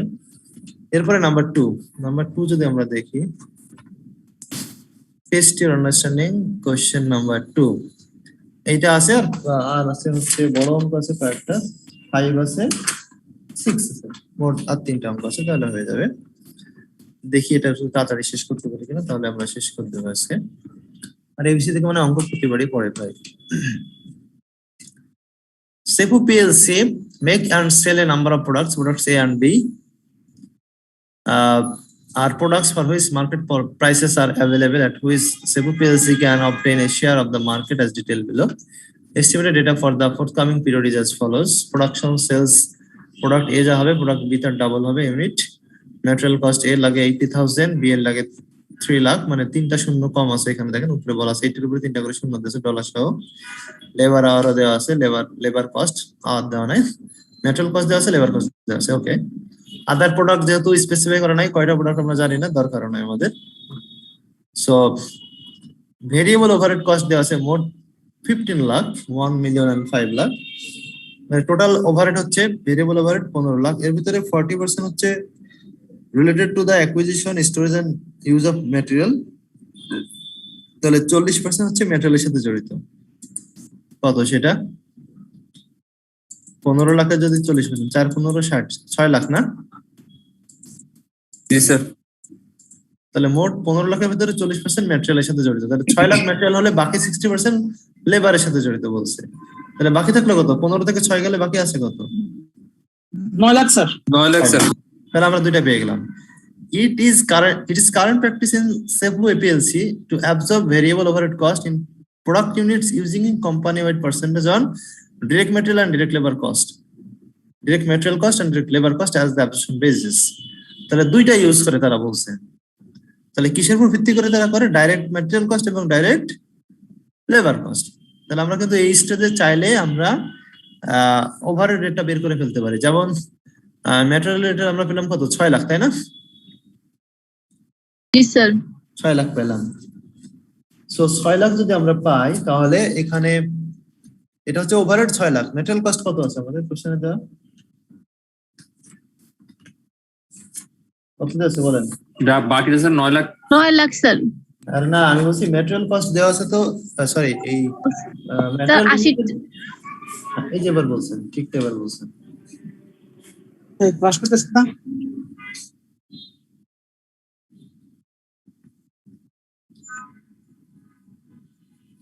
তাহলে ম্যাটেরিয়াল রিলেটেড ওভারহেড কস্ট কত আমাদের দেওয়া আছে এখানে? কত পেলাম আমরা? 6 লাখ। এই যে 6 লাখ ওভারহেড কস্ট কয়টা প্রোডাক্টের ভিতরে ভাগ করে দেব? স্যার তিনটা তো, প্রোডাক্ট এ, প্রোডাক্ট বি, আদার প্রোডাক্টস কে যাবে না স্যার? অবশ্যই। তাহলে তিনটা মিলে কত হয় দেখেন তো? 24 লাখ স্যার। 80,000, 3 লাখ, 20 লাখ, 20,000, কত? 24 লাখ, তাই না? জি স্যার। ওকে, সবাই বুঝছেন কেন বলছে? এই 40% ম্যাটেরিয়াল রিলেটেড, কাজে ম্যাটেরিয়াল কস্ট অনুসারে এটা অ্যাবজর্ব করতে বলছে। তাহলে আমরা জানি যে এটা বের করার নিয়ম, ওভারহেড থাকবে উপরে আর নিচে থাকবে ম্যাটেরিয়াল কস্ট। তো ম্যাটেরিয়াল কস্ট কোম্পানির কত? 80,000, 3 লাখ আর 20 লাখ 20,000। সো সব মিলে হয় 380 আর 2020 2400 হয়। তাহলে 24, সরি, যদি আমরা 6 লাখ হচ্ছে ম্যাটেরিয়াল রিলেটেড ওভারহেড কস্ট, তাকে যদি আমরা 24 লাখ দিয়ে ভাগ করি 25%। 25%, রাইট। তাহলে ম্যাটেরিয়াল কস্ট যা হয় তার 25% হয় হচ্ছে ওভারহেড। ক্লিয়ার সবাই? জি স্যার। নাহলে আবার দেখাচ্ছি, যারা ক্লিয়ার নাই হতে পারেন, খুব স্বাভাবিক ব্যাপার। Test your understanding. এই যে সলিউশনটা দেখাচ্ছি সবাই, যারা বুঝেন নাই। টোটাল ওভারহেড 15 লাখ, তার 40% হচ্ছে ম্যাটেরিয়াল রিলেটেড। তাহলে ম্যাটেরিয়াল রিলেটেড 40% হচ্ছে 6 লাখ। তো 6 লাখ যদি হয়, আর আমাদের টোটাল ওভারহেড কত, সরি টোটাল ম্যাটেরিয়াল কস্ট কত, তিনটা যোগ করলে 24 লাখ। তাহলে টোটাল ম্যাটেরিয়াল রিলেটেড ওভারহেডকে আমরা টোটাল ম্যাটেরিয়াল কস্ট দিয়ে ভাগ করলে 25% পাই। একইভাবে লেবার রিলেটেড আমরা পেলাম হচ্ছে 15 লাখের 60%, অর্থাৎ 9 লাখ। এটাকে করবো কি, আমরা টোটাল লেবার কস্ট দিয়ে ভাগ করবো। টোটাল লেবার কস্ট কত আমরা কোশ্চেন দেখলে বুঝতে পারবো।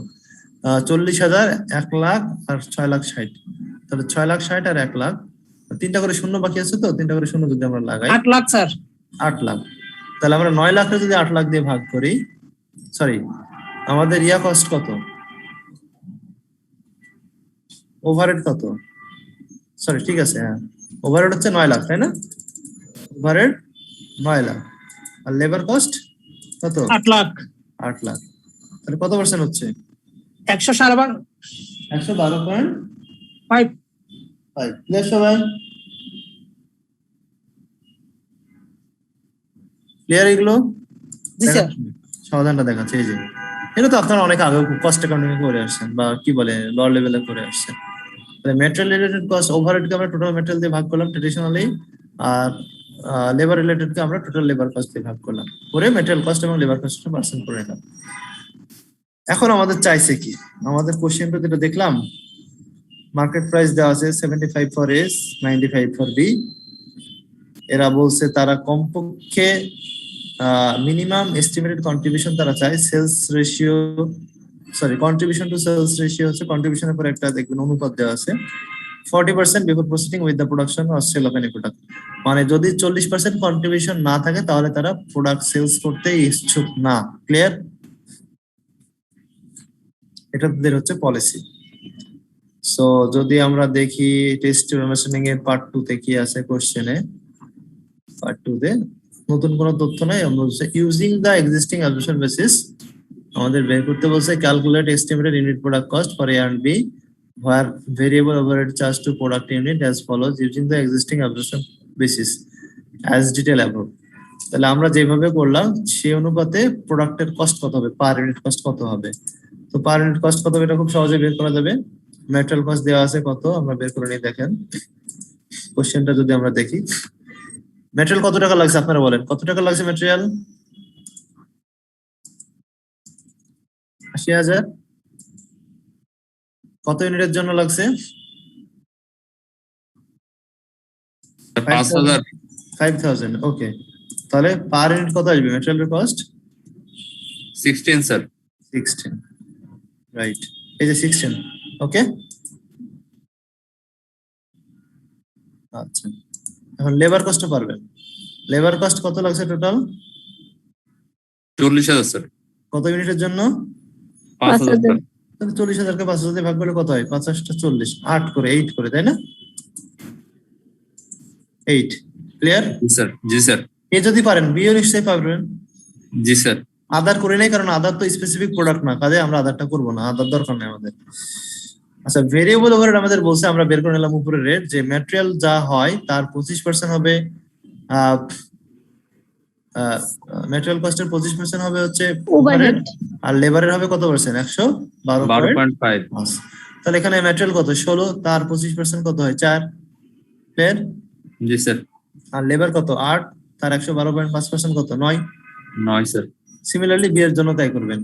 বি এর ম্যাটেরিয়াল লাগে 30, তার 25% হচ্ছে 7.5, আর লেবার লাগে 10, তার 112.5% হচ্ছে 11.25। এইভাবে যদি আমরা দেখি, ট্র্যাডিশনালি আমরা দেখতে পাচ্ছি যে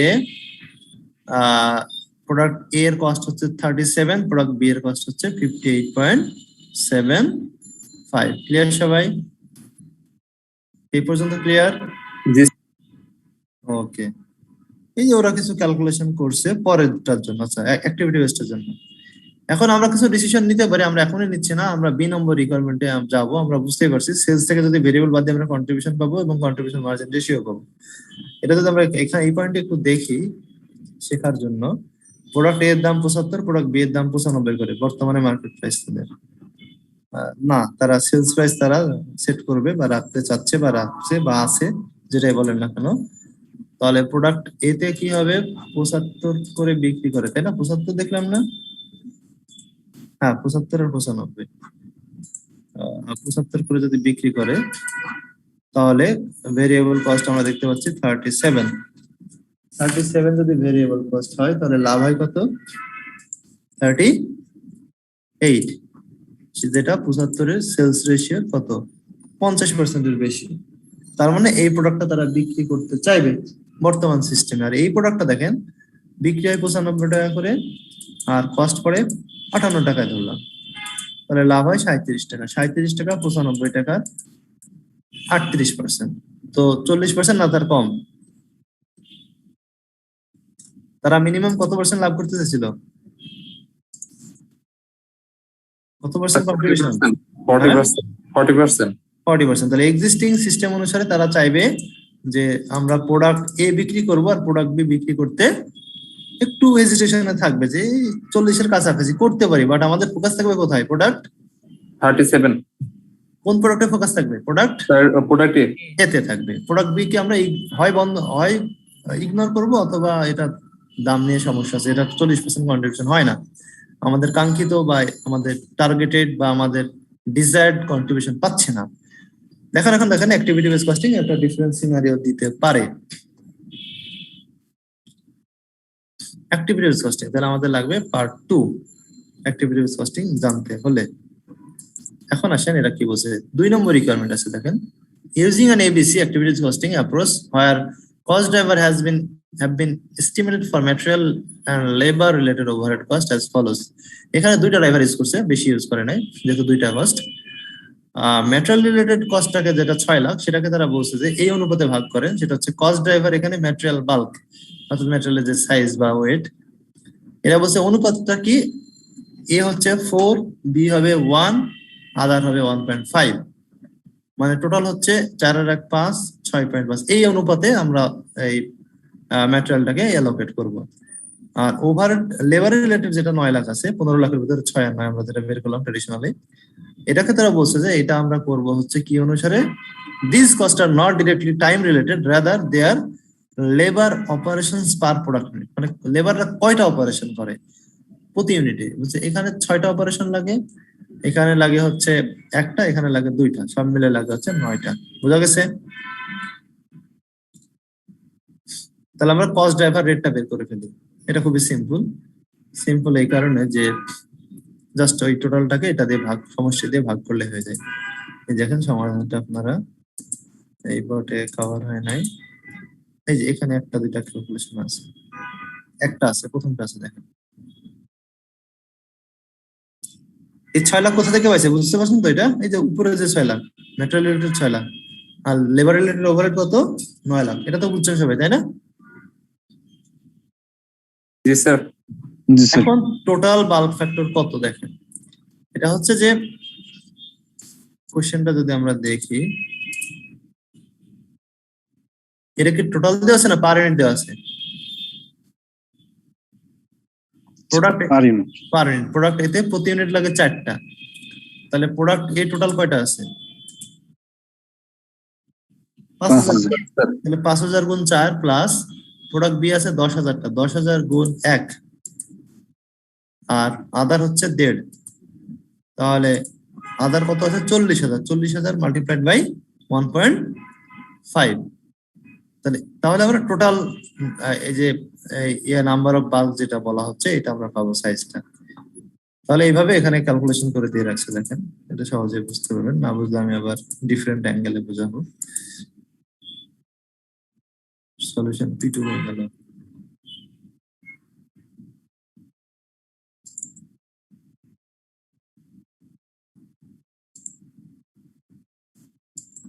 এই যে নিচে দেখতে পাচ্ছেন সবাই, 5,000 গুণ 4, 10,000 গুণ 1 আর 40,000 গুণ 1.5 সব মিলে টোটাল কত হয়? এই ফ্যাক্টরের সমষ্টি কত?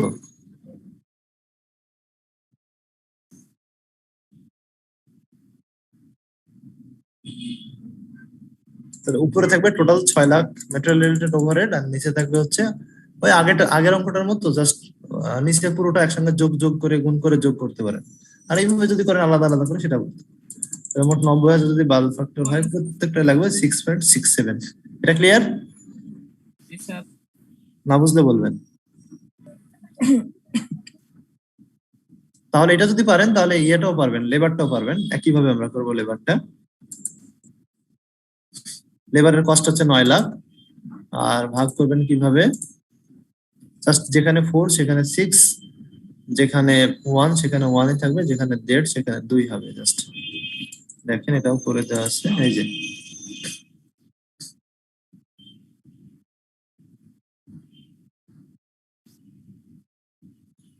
এই যে দেখেন এখানে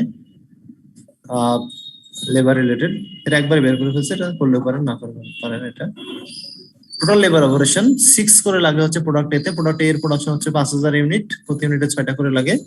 এখানে প্রোডাক্ট বি এর প্রোডাকশন 10,000 ইউনিট, একটা করে লাগে। আদার প্রোডাক্ট 40,000 ইউনিট, লাগে 2টা করে। টোটাল লাগবে হচ্ছে লেবার অপারেশন লাগবে 1,20,000। ক্লিয়ার এটা? তাহলে 9 লাখকে আমরা 1,20,000 দিয়ে ভাগ করলে প্রতি লেবার অপারেশনে লাগে $7.5 করে। কোশ্চেন আছে এখানে? No sir. ওকে, তাহলে আমরা যদি এখন ওভারহেড এই অ্যাক্টিভিটি বেস কস্ট অনুসারে প্রোডাক্টের কস্ট বের করতেছে পার ইউনিট কস্ট, আমরা বলছিলাম ম্যাটেরিয়াল লেবার কোনো মেথডের উপর ডিপেন্ড করে না, কাজে ম্যাটেরিয়াল লেবার ওখানেও যা ছিল এখানেও তাই থাকবে এবং কোশ্চেন তাই আছে। যেমন আমরা ট্র্যাডিশনালি ম্যাটেরিয়াল কত ধরছিলাম দেখেন, ট্র্যাডিশনালি আমরা ম্যাটেরিয়াল ধরছিলাম হচ্ছে কত 16 8 30 10, তাই না? ওইটাই থাকবে, কারণ আমরা বলছিলাম মেথডের কারণে ম্যাটেরিয়াল লেবার ভ্যারি করে না, অর্থাৎ প্রোডাক্ট এর 24 আর প্রোডাক্ট বি এর 40 এর কোনো ভ্যারিয়েশন হবে না কোনো মেথডের কারণে, তাহলে 24 40 তাই আছে। এখন আমরা কি করব, ওভারহেডটা এবিসি অনুসারে দেব। কিভাবে দেব? এবিসি অনুসারে। তাহলে আমরা যেটা দেখলাম আগের পেজে, প্রতি অপারেশনে এই যে এখানে নিচে বের করলাম, প্রত্যেকটা ইয়েতে বাল্কে আমাদের হচ্ছে ম্যাটেরিয়াল রিলেটেড ওভারহেড লাগে 6.67 6.67 হচ্ছে পার ইউনিট লাগে আমাদের, পার ইউনিট বাল্কে লাগে। তাহলে আমাদের প্রোডাক্ট এ তৈরি করতে গেলে নাম্বার অফ ইয়ে কয়টা লাগে মোট? 4টা। প্রতি ইউনিটে 4টা লাগে। তাহলে আমরা রেটটাকে 4 দিয়ে গুণ করলে প্রতি ইউনিটটা পেয়ে যাবো। এখানে যদি 1 দিয়ে মাল্টিপ্লাই করা না করা সমান কথা, আর এখানে এটা তোমরা করবোই না, আধারটা তো আমরা করবোই না। তাহলে এখানে 6.6 কে যদি আমরা 4 দিয়ে মাল্টিপ্লাই করি তাহলে আমরা এটা পেয়ে যাচ্ছি। এই যে 6.6 কে যদি আমরা 4 দিয়ে মাল্টিপ্লাই করি, কারণ হচ্ছে প্রতিটা বাল্কের রেট হচ্ছে 6.67 আর প্রোডাক্ট এতে লাগে হচ্ছে 4টা, 1 ইউনিট প্রোডাক্ট এ তৈরি করতে লাগে 4টা, তাহলে টোটাল লাগবে হচ্ছে 26.67 বা 68। এটা সমস্যা না, 0.01 এটা কম বেশি হতেই পারে। আর এইখানে যেহেতু নাম্বার 1 সেহেতু 6.67 কে যদি একটা বাল্ক অর্ডার দিয়ে গুণ করেন তাহলে 1 যেটা আছে সেটাই থাকবে। লেবার রিলেটেড ওভারহেডও তাই, এখানে আমাদের প্রতিটা অপারেশন আসছে 7.5। আমাদের কোশ্চেনে দেওয়া আছে যে প্রথম প্রোডাক্টের জন্য কয়টা করে লাগে নাম্বার অফ অপারেশন? 6টা। আর দ্বিতীয়টার জন্য লাগে 1টা। তাহলে বুঝতেই পারছেন 7.5 কে আমরা 6 দিয়ে মাল্টিপ্লাই করলে প্রোডাক্ট এর রেটটা পেয়ে যাবো 45। আর প্রোডাক্ট বি এই যে একটু ভুল করেছিল, কে কে ঠিক করে রাখছে, এটা 7.5ই হবে, কারণ একটা যেহেতু লাগে সেহেতু 7.5ই থেকে যাবে। ক্লিয়ার? জি স্যার। এখন যদি আমরা টোটালটা যোগফলটা নামাই, টোটাল ভেরিয়েবল কস্ট বা টোটাল কস্ট যেটা আমরা বলি, তাহলে দেখা যাচ্ছে যে প্রোডাক্ট এ এর কস্ট কত পড়ে গেছে? 95.67। আর প্রোডাক্ট বি এর পার ইউনিট ভেরিয়েবল কস্ট কত পড়ছে? 54.17। এই হচ্ছে আমরা ডিফারেন্সটা বের করলাম দুইটা মেথড। এখন যে কোনো কোশ্চেন করতে পারেন, এই পর্যন্ত কোনো ক্যালকুলেশন না বুঝলে আমি রিপিট করব। আছে কোনো কোশ্চেন?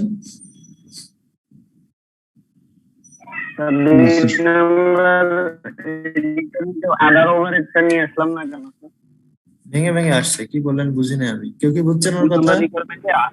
2 নাম্বার রিকোয়ারমেন্টে আদার ওভারহেডটা ধরলাম না কেন? 2 নম্বর না, আমি 2 নম্বর রিকোয়ারমেন্ট মানে আদার, আর ওই যে আদার ইয়ে ছিল ওইটা ধরলাম না কেন সেটা জিজ্ঞাসা করছে। ওটা তো 1 নম্বরেও ধরি না, প্রোডাক্টস ওটা তো 1 নম্বরেও ধরি নাই, এই যে 1 নম্বরেও তো আদার প্রোডাক্ট করি নাই। একে কি করছি আমরা? না, তাহলে এই কোশ্চেনটা তো একও করতে পারতেন, কেন করি নাই এর উত্তর আপনারাই পারবেন। বলেন তো একজন কেন করি নাই? স্যার আদার প্রোডাক্ট তো কোনো স্পেসিফিক প্রোডাক্ট না, এটা অনেকগুলো প্রোডাক্টের সমস্যা হইতে পারে, এই জন্য স্যার আমরা ওইটা নিয়ে কোনো আলোচনা করি নাই। কারণ আমরা জানি না যে এখানে কতগুলো প্রোডাক্ট আছে। যদি নাই জানি তাহলে তার ম্যাটেরিয়াল কস্ট বা কিভাবে করবো, লেবার কস্ট বা কিভাবে করবো, এটা করার মিনিংটাই বাকি, তাই না? জি স্যার। জি স্যার। আমাদের শুধু সেলিং প্রাইস কয়টা প্রোডাক্টে দেওয়া আছে, আমাদের কোশ্চেনটা খেয়াল করবেন। আমাদের কোশ্চেনে সেলিং প্রাইস কয়টা দেওয়া আছে? স্যার 2টা প্রোডাক্ট এ আর রাইট। তাহলে আমাদের কাজও করবো কয়টা নিয়ে? 2টা নিয়ে। কারণ আমি যদি কন্ট্রিবিউশন রেশিও 2টার বেশি পারবো না, পারবো কি? না স্যার। তাহলে আমার কি দরকার, এর বেশি আর প্রয়োজন নাই, কারণ ডিসিশন মেকিং এর প্রয়োজন নাই। ক্লিয়ার এখন? এবং আপনার রিকোয়ারমেন্টও কিন্তু 2টাই চাইছে। দেখেন যে এই কোশ্চেনটা আদারের কোশ্চেনটা তুললেন, রিকোয়ারমেন্টটা পড়েন, calculate estimated unit product cost for product A and product B. Other product চাইছে আমাদের কাছে?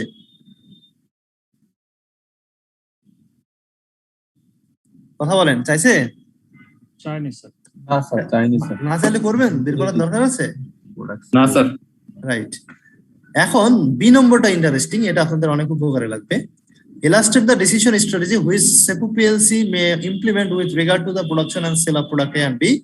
Use unit cost as calculated in year 1 and 2 together with other information given in the question in your analysis. Your answer should include relevant calculation and decision and be prepared in a form suitable for presentation to management. ম্যানেজমেন্টকে present করতে পারেন এরকম একটা suitable ফর্মে আপনাকে present করতে বলছে, এটা আপনাদের জন্য খুবই জরুরি, তাই না?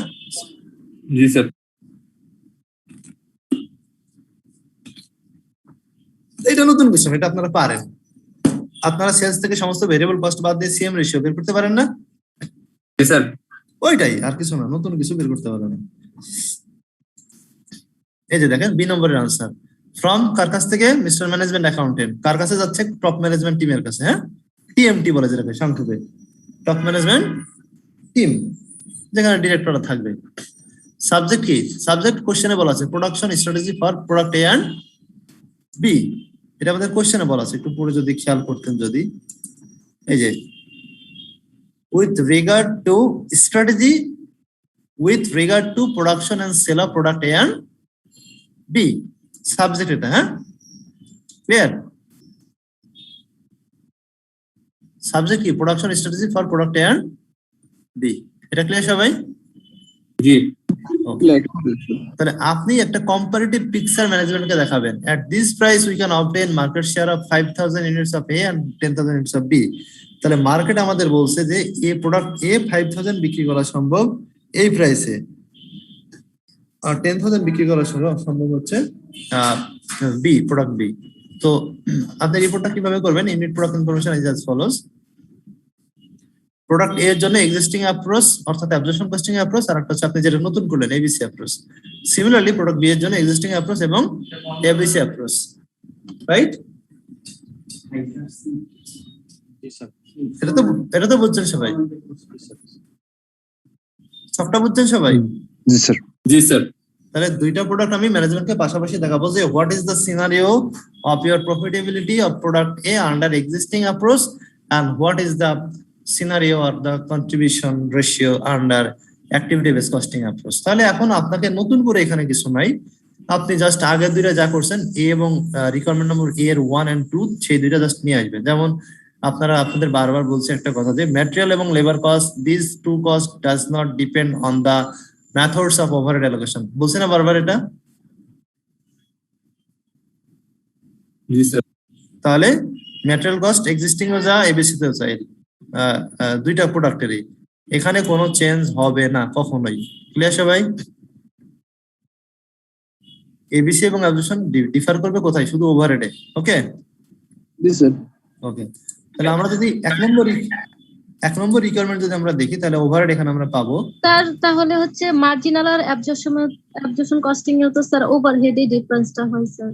হ্যাঁ তাই তো, সব ক্ষেত্রে ওভারহেডের কারণে ডিফারেন্সটা হচ্ছে। তাহলে স্যার এখানে আর এবিসি নতুন করে নাম দেওয়ার দরকারটা কি ছিল? বুঝেন নাই? এবিসি নাম দেওয়ার দরকার কি ছিল বলেন, আরেকজন বলেন তো কেন? আপনারাই জানেন আনসার, বলেন। মার্জিনাল, অ্যাবজর্পশন আর এবিসি ডিফারেন্সটা কি ওভারহেড নিয়ে? কার কারবার কেমন বলেন? বুঝতে পারবেন না? স্যার এবিসি তে একটা নিউ অ্যাপ্রোচ স্যার। আমরা প্রথম যেটা করতাম হচ্ছে মার্জিনালে আমরা কি করতাম, সেলস থেকে সবগুলো কষ্ট দিতাম, সমান ভাগে ভাগ করে দিতাম, ফিক্সড ওভারহেড দেওয়া হতো না শুধু, বাকিগুলো সব বাদ দিয়ে দেখুন কন্ট্রিবিউশন করতাম। আর অ্যাবজর্পশনে আসে কি করতাম, না এটা ডিরেক্ট লেবার এর দুটো বাদ দিতাম। কেন বাদ? সর্বনাশ, এখানে খুব সিরিয়াস একটা কোশ্চেন উঠেছেন, এটা কিন্তু খুব জরুরি কোশ্চেনটা। কেন শিখবো? এই যে তিনটা মেথডের কেন দরকার আমার? তিনটা মেথডের ডিফারেন্সটা কোথায়? এটা না বুঝলে কিন্তু এতগুলো চ্যাপ্টার পড়া না পড়া সমান কোথায় কোর্স, তাই না? জি স্যার, মানে প্র্যাকটিক্যাল ইউজটা কোথায়? হ্যাঁ, ডিফারেন্সটা কোথায়? হ্যাঁ বলেন, আর কেউ ক্লিয়ার কনসেপ্ট? স্যার অ্যাবজর্পশন কস্টিংটা হচ্ছে এভারেজ ওভারহেডটাকে মানে ভাগ করা হয়, আর এবিসি কস্টিংটাকে আসলে যার জব যতগুলো আছে স্পেসিফিক অনুসারে তাকে ভাগ করে দেওয়া হয় আর কি, যে যতটুকু কাজ করছে ওভারঅল আসলে তাকে সেভাবে ভাগ করে দেওয়া হয়, মার্জিনাল যেটাতে এতে সুযোগ নাই আর কি। আর মার্জিনাল মার্জিনাল কস্টিং তো স্যার আসলে এটা শুধুমাত্র আসলে ওই ফিক্সড কস্টটা ভ্যারি করতেছে আর কি। তাহলে ক্লিয়ার কাট কথা হচ্ছে যে মার্জিনাল কস্টিং বা ভেরিয়েবল কস্টিং কি করে, ওরা শুধুমাত্র ভেরিয়েবল ওভারহেড টুকুকে অ্যালোকেট করে, ফিক্সড ওভারহেডকে ওরা অ্যালোকেট করতে রাজি না। ক্লিয়ার? স্যার অ্যাবজর্পশনে তো ফিক্সড ওভারহেড আসে স্যার। আবার আমি মার্জিনাল বলছি আগে। Okay sir. মার্জিনাল কস্টিং এ মার্জিনাল যে ভেরিয়েবল যে ওভারহেড কস্টটুকু হয় সেটাকে তারা কি করে, এটাকে ট্র্যাডিশনাল যে কোয়ান্টিটি অনুসারে অথবা মেশিন আওয়ার অথবা লেবার আওয়ার অনুসারে পুরোটা চাপায় দেয়। ওকে, জি স্যার। আচ্ছা। অ্যাবজর্পশন কস্টিং কি করে, ভেরিয়েবল ওভারহেডকে তো চাপাই ফিক্সড ওভারহেডকেও কি করে, চাপায় দেয়। লেবার আওয়ার অথবা মেশিন আওয়ার অনুসারে অথবা ডাইরেক্ট লেবার কস্ট বা ডাইরেক্ট ম্যাটেরিয়াল কস্ট কোন একটা অনুসারে চাপায় দেয়। ওকে, আচ্ছা। আর এবিসি কি করলো, এবিসি ভেরিয়েবল কস্টিং না অ্যাবজর্পশন কস্টিংটাকে নিচ্ছে, কিন্তু ওইটাকে একটা জাস্টিফিকেশনে নিয়ে আসছে, অর্থাৎ তুমি পুরো ফিক্সড ওভারহেড কস্ট এবং ভেরিয়েবল ওভারহেড কস্ট পুরো কস্টকে তুমি একটা অনুপাত কি বলে একটা সিঙ্গেল বেস ধরে ভাগ করতে পারবা না। যদি এটা করো তাহলে এটা ইনকারেক্ট হবে, ইনঅ্যাকুরেট হবে এবং এটা আমাদের ট্রু পিকচারটা দেবে না প্রোডাক্ট কস্টের।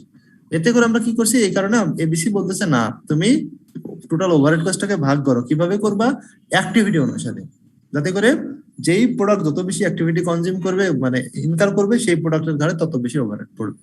এবার ক্লিয়ার পার্থক্য তিনটা? স্যার এটা তখন বলছেন স্যার আপনি।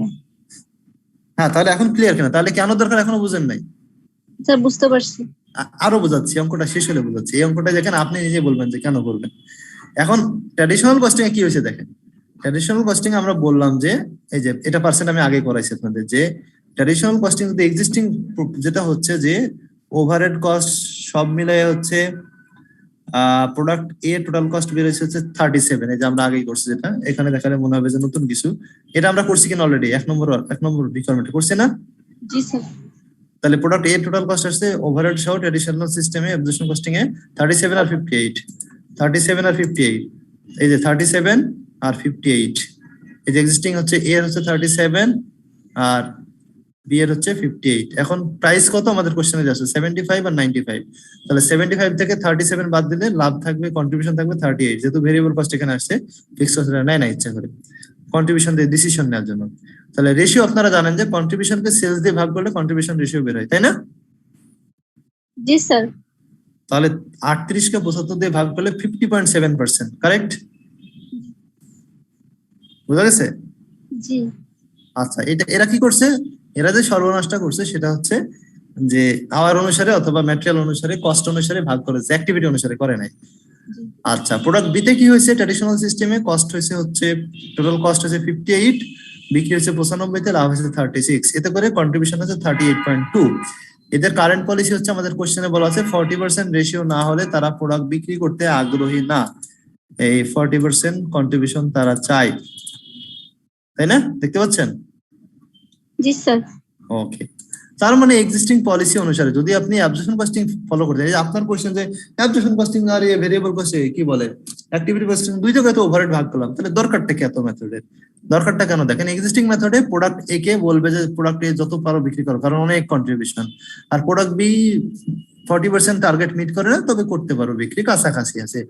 আর এবিসি তে কি হয়েছে দেখেন সর্বনাশটা, এবিসি তে যদি আমরা অ্যাক্টিভিটি অনুসারে কস্টটা ভাগ করি তাহলে প্রোডাক্ট এর কস্টই দাঁড়াচ্ছে 95 আর আমরা বিক্রি করি মার্কেটে 75 করে, তাহলে প্রতি পিসে আমাদের লস হয় কত, কন্ট্রিবিউশন লস হয় কত, 20 টাকা।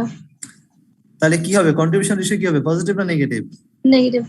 অথচ আপনি এক্সিস্টিং মেথডে এ কে আপনি প্রমোশন করে চলেছেন, তাহলে নেগেটিভ কন্ট্রিবিউশনাল একটা প্রোডাক্টকে আপনি প্রমোশন করে যাচ্ছেন। তাহলে কি স্যার আমাদের প্রোডাক্ট একে আমরা উৎপাদন বা বিক্রি করব না? সেটা পরের কথা, এটা তো আপনার ডিসিশন। এখন বিতে আসেন, বিতে যেটা হচ্ছে ট্রু ভেরিয়েবল কস্ট হচ্ছে যদি আমরা এবিসি অনুসারে করি 54 আর বিক্রি হয় 95, লাভ হচ্ছে 40 করে, 40 কে 95 দিয়ে ভাগ করলে আমার কন্ট্রিবিউশন রেশিও কত, 40% পার হয়ে গেছে, এক্সিড করছে। তাহলে সত্যিকার অর্থে দেখা যাচ্ছে যে এবিসি জাস্টিফাইড করে যদি আমরা অ্যাক্টিভিটি অনুসারে ওভারহেডকে আমরা ইয়ে করি, অ্যালোকেট করি তাহলে দেখা যাচ্ছে প্রোডাক্ট বি তে টার্গেটটা মিট করে এবং প্রোডাক্ট বি বেশি বিক্রি করা উচিত, যেখানে ট্র্যাডিশনাল সিস্টেম আমাদের বলছে যে প্রোডাক্ট এ বেশি বিক্রি করা উচিত। এখন বুঝছেন তাহলে ডিফারেন্সটা কেন আমাদের অ্যাবজর্পশন কস্টিং সাফিসিয়েন্ট না, অ্যাডুকুয়েট না ডিসিশন নেওয়ার জন্য। স্যার কেন কোম্পানি কি এটা- তাহলে একই সাথে দুইটা কম্পেয়ার করে তারপরে হচ্ছে আপনার ডিসিশন নেয় যে আমরা তারপর এটা ডিসিশন নেওয়াটা বেটার হবে, রাইট? তাহলে এখন আপনাকে কি করতে হবে, আপনি আপনার যে কোশ্চেন যে তাহলে কি আমরা প্রোডাক্ট এই স্টপ করব, দুইটা অপশন। আপনি কি $20 করে প্রতি পিসে লস, এখন তো শুধু ভেরিয়েবল বাদ দিলাম, এখনো কিন্তু ফিক্সড কস্ট বাদ দিই নাই, দিছি আমরা? না স্যার, তার মানে লসটা কি আরো বেড়ে বেশি যাবে। হবে, আরো বেশি হবে যদি ফিক্সড কস্ট তার ঘাড়ে চাপান। সো আপনি কি প্রতি ইউনিটে $20 করে কন্ট্রিবিউশন লস করে একটা প্রোডাক্ট কন্টিনিউ করবেন? আপনি না স্যার, না স্যার, করবেন না। করবেন একটা কারণে করতে পারেন, সেটা হচ্ছে যে প্রাইসটা আপনাকে কি করতে হবে, বাড়াতে হবে। 95 এর বেশি হতে হবে প্রাইসটা। হ্যাঁ, এখন যে কোনো কোশ্চেন। স্যার প্রাইস বাড়ালেই কি এটা বাজারে চলবে স্যার তখন? সেটা আপনার দায়িত্ব, আপনি আগে থেকে ভুল করে বসে আছেন কেন? স্যার আসসালামু আলাইকুম। স্যার একটু প্রশ্ন করতাম স্যার, আমাদের দেশে আমরা বিভিন্ন রকম ইন্ডাস্ট্রি আমরা দেখি, garments industry, for example pharmaceuticals এবং সার্ভিস সেক্টর। স্যার যদি প্র্যাকটিক্যালি কোথায় কোন টেকনিশন হয় যদি কাইন্ডলি শেয়ার করতেন, বা অন্য কেউ যদি এখানে থাকে তারা ওই ইন্ডাস্ট্রি জব করে টেকনিশন আসলে কি দেখে। Thank you sir. ওকে, হ্যাঁ, কি যেন বলতেছিলেন লাস্ট, কিছু একটা বলতেছিলেন তার আগে হ্যাঁ আপনার কোশ্চেন আমি বলছি। হ্যাঁ, তার আগে দিন লাস্টে কি একটা ক্লু বললেন।